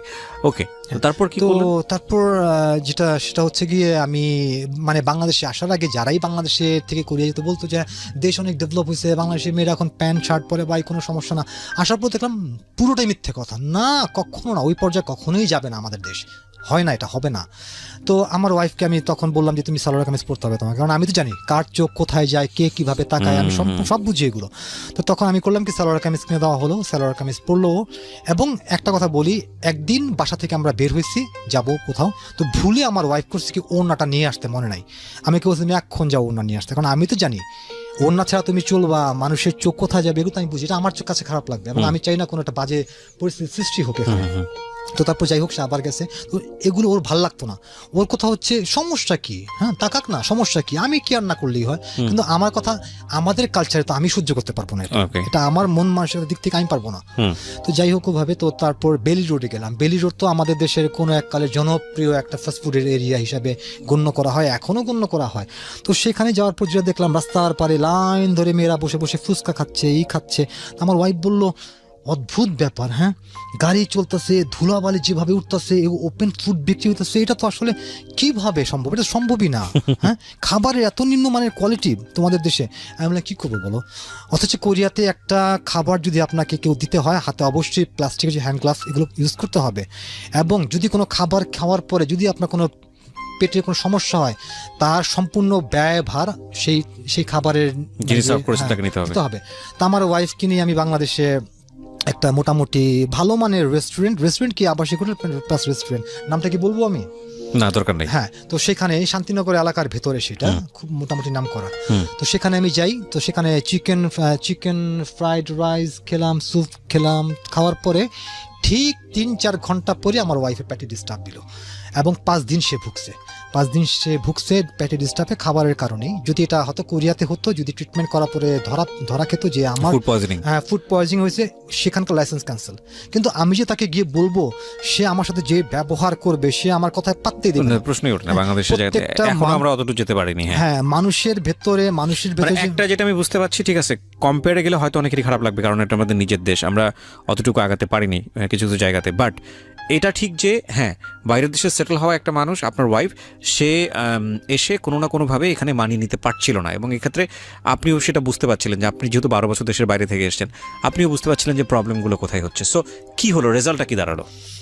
তো রেজাল্ট যাই হোক, পরে 3 মাস থাকার পরে আমার ওয়াইফকে বাংলাদেশ থেকে পেমেন্ট করতে হতো কোরিয়াতে অনলাইনের মাধ্যমে। আমার ওয়াইফ অনলাইনের মানে অ্যাকাউন্ট ছিল, ওর যাবতীয় ট্যাক্স, ইন্স্যুরেন্স, তারপর আমাদের রুম যে ভাড়া, সেগুলো সব পেমেন্ট করতে হতো। তো এইভাবে এখানে থেকে পেমেন্ট করাটা, ইনকাম নাই। তুমি এক কাজ করো, তুমি কোরিয়াতেই চলে যাও, তারপরে তুমি প্রয়োজন আবার 3-4 মাস পরে আবার আসো, বেড়াও, কোনো সমস্যা। আমার তো কিছু করতে হবে, তুমি থাকা অবস্থায় কিছু করতে পারতেছি না আমি, কারণ তোমাকে বাসায় রেখে আমি যে কোনো ব্যবসা বা কাজকর্ম করবো সেটা সম্ভব না আমার পক্ষে। তো যাই হোক চলে গেল। যাই হোক, প্রতিদিন আমাদের মধ্যে সুন্দরভাবে আমরা ফেসবুকে মেসেঞ্জারে 1 ঘন্টা করে ভিডিও কলে কথা বলতাম, আমাদের মধ্যে সুন্দর সবকিছু চলছিল। তারপরে হঠাৎ যেটা হয় সেটা হচ্ছে গিয়ে, গত বছর আমরা ডিসিশন নিলাম যে আমরা মিট করবো একসাথে। মিট করবো কোথায়? আমি বললাম যে বাংলাদেশে আসো। তো বললো যে না, বাংলাদেশে তো আমি 1বার গেছি, 2বার গেছি বাংলাদেশে, তুমি এক কাজ করো, তুমি ফিলিপিনে আসো, ফিলিপিনটা আমরা দেখবো, এবং তুমি তখন ফ্যামিলি মেম্বারদের সাথে তোমাকে আমি যেটা মানে সালাম দেওয়া, যেটা ওই ধরনের একটা মানে দেখা করানোর জন্য। তো ফিলিপিনে যাই। ফিলিপিনে যাওয়ার পরে যেটা হয়, তখনই আমার জীবনের মানে মানুষের বলে না যে life is more than drama, একটা ভুলের কারণে, একটা তা কি ভুল ছিল সেটা? সেই ভুলটা ছিল আমার ওয়াইফ আমাকে নিয়ে জাস্ট ও একটু মানে আনন্দপ্রিয়, তো ওর ইচ্ছে ছিল যে ও আমাকে নিয়ে ক্যাসিনোতে যাবে, ওকে, যেটা আমি কখনোই পছন্দ করি না, কারণ gambling never have any kind of benefit. এটা আমি ঘৃণা করি, এটা আমার ধর্ম হিসেবেও যেমন ঘৃণা করি, এবং এটা আসলেই কোনো নাই এটার ভিতরে। তো সেখানে যাওয়ার পর আমার ইচ্ছে ছিল আমি যেই কদিন থাকবো শপিং করবো, খাওয়া দাওয়া করবো, নাইট ক্লাব যাবো, ডিস্কো যাবো, সেটা আলাদা ব্যাপার, but গেমলিং casino I hate that. তো সেখানে যাওয়ার পরে হলো কি, এভাবে করতে করতে মোটামুটি প্রায় তো লাস্ট ডে যেদিনকে আমি বাংলাদেশে আসব, তো তখন আমি তাকে করলাম। লাস্ট ডে যখন সে হারলো, কারণ যে কদিনই খেলা হয়েছে মোটামুটি হারছি, একদিন জিতছি 5 দিন হারছি, তো এতে লসই হয়। তো তখন তাকে আমি গায়ে হিট করি, হিট বলতে ধাক্কা দিই, জাস্ট ধাক্কা। বাট আমি আমার ওয়াইফকে কখনো গালিগালাজ করিনি, এটাকে আমি সবসময় নোংরামি ভাবে দেখি, গালিগালাজ কখনো আমি করি না। ওকে, জাস্ট হিট গায়ে আঘাত করি, মানে গায়ে হিট ধাক্কা দিই, ধাক্কা দেওয়ার পরে সে আমাকে বুঝতে দেয়নি, বুঝতে না দিয়ে সে করলো কি, জাস্ট আমাকে পরের দিন আমি বাংলাদেশে চলে আসলাম, কোরিয়াতে চলে গেল। কোরিয়াতে চলে যাওয়ার পরে দেন সে আমার ফেসবুক আইডি, আদার্স আইডি সবকিছু ব্লক করে দিল, এবং সে বললো যে তোমার সাথে আমার হবে না, তোমার সাথে আমার you are not my style, তোমার সাথে আমার সম্পর্ক হবে না, তো আমরা ব্রেকআপ চাই, এবং যেটা আমার জন্য মানে মেনে নেওয়া কখনোই সম্ভব ছিল না এটা। এবং ব্যাপারটা দাঁড়ালো যেটা, যে উনি চাচ্ছে ব্রেকআপ, এবং এটা যদি হয়ে যায় তাহলে হয়তো আপনার কোরিয়াতে আর ফেরাই সে অর্থে ডিফিকাল্ট হয়ে যাবে। এবং বাট সে আমাকে প্রমিস করছে তোমাকে আমি কোরিয়া নিয়ে আসবো। ওকে, হ্যাঁ, তোমাকে আমি কোরিয়া নিয়ে আসবো, কোরিয়া নিয়ে আসার পর দেন ডিভোর্স। কিন্তু সেটার জন্য দেখা যাচ্ছে যে আমি তাকে, আমার কথা হচ্ছে মানুষ তো ভুল করেই, হাজব্যান্ড ওয়াইফ। এই ঘটনাটা কবে ঘটেছে লাস্ট? এটা হচ্ছে আপনার 2017 অক্টোবরে।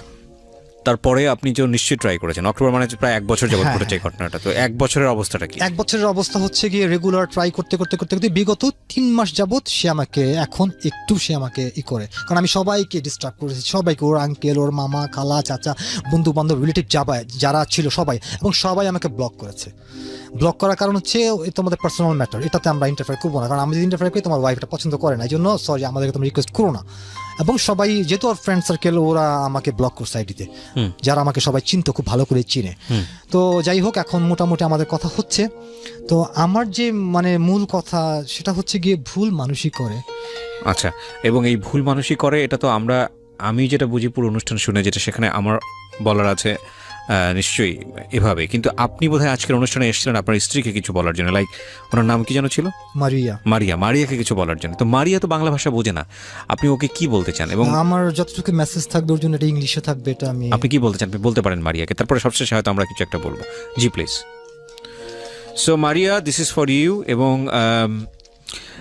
we actually don't know this man because 2 hours is not enough to know anybody, but we want to see you guys are happy. Okay, this is the most important thing. So Alam, what do you want to say her? Hi, my dear wife, how are you? I pray God always keep you happy. And you know, this is the most popular radio show in our country, and millions of people are listening to me at the moment. I don't understand how to get it started, but today I will express to all my feelings to you. You know, I've never lied to you, and I will not lie with you even today. I love you, and you are my true love, because you're my wife, and every man loves his wife more than anyone. Yes, it's true. I have mistake, and I have hurt you so many times, and I confess that. And it is also true, you are a part of my life, which I can never separate. And you know, you are the first beautiful woman all of my life. Yes, it is true. Relationship between husband and wife is a gift from God, and this relationship is the most beloved and a strong relationship in the world. Sometimes the fight between husband and wife is a minor matter, but for this minor reason to end the relationship, really it is very painful and unfair, and such a big punishment for such a small mistakes, it is also very painful. We are human, and we are sometimes make a little mistake, but if someone accepts their mistakes and wants to correct those mistakes, then should give him a chance and forgive him also. And it is a very big kindness. I don't know why you hate me so much, but I know that without you I cannot live. I cannot dream of living without you. Maybe I can live without breathing for a few moments, but I can't live without you. Yes, you are the first woman I started loving more than my life. My today, my tomorrow, my days, my moments are all with you. Only you are be there in my prayers, my silence, and in my speech, only you. Please, do not ever separate me from you. I will really die without you. And how can I forget all of our memories? Whenever I close my eyes, all of our memories come in front of my eyes. Whenever I close my eyes, I see you. And whenever I open my eyes, I want to see you. And I still feel the sweet fragrance of your body. And I think this is the intoxication of love. Do you remember? You promised me good and bad times we both will spend together. But now, you don't know how I'm passing my day without you. I feel very lonely all the times. And when I miss you, I see your picture and I talk alone with your picture. If someone call me, it's a madness. Yes, it's my madness. But I don't care, because now I came to know that you're my everything. And you're my gift from God. You're my angel. I will keep you in my eyelids, and I will give you true love every moment. Millions of listeners are listening to me right now. By telling all the audience, I promise you, I will always keep you happy. Yes, I promise that. I will love you till the last day of my life. Today, I want a birthday gift from you. Please do not disappoint me. Please forget everything and come back again in my life and start a new life with a beautiful hope and love me again and fulfill my dreams. 사랑해 여보. 죽을 때까지 당신만 사랑할 거야. 약속할게. 너만 사랑해. 당신 말 잘 듣고 행복하게 해줄 거야. 사랑해 여보. 진짜 사랑해. 사람 잘못 듣는 거 있겠지만 그래도 내가 사람이잖아.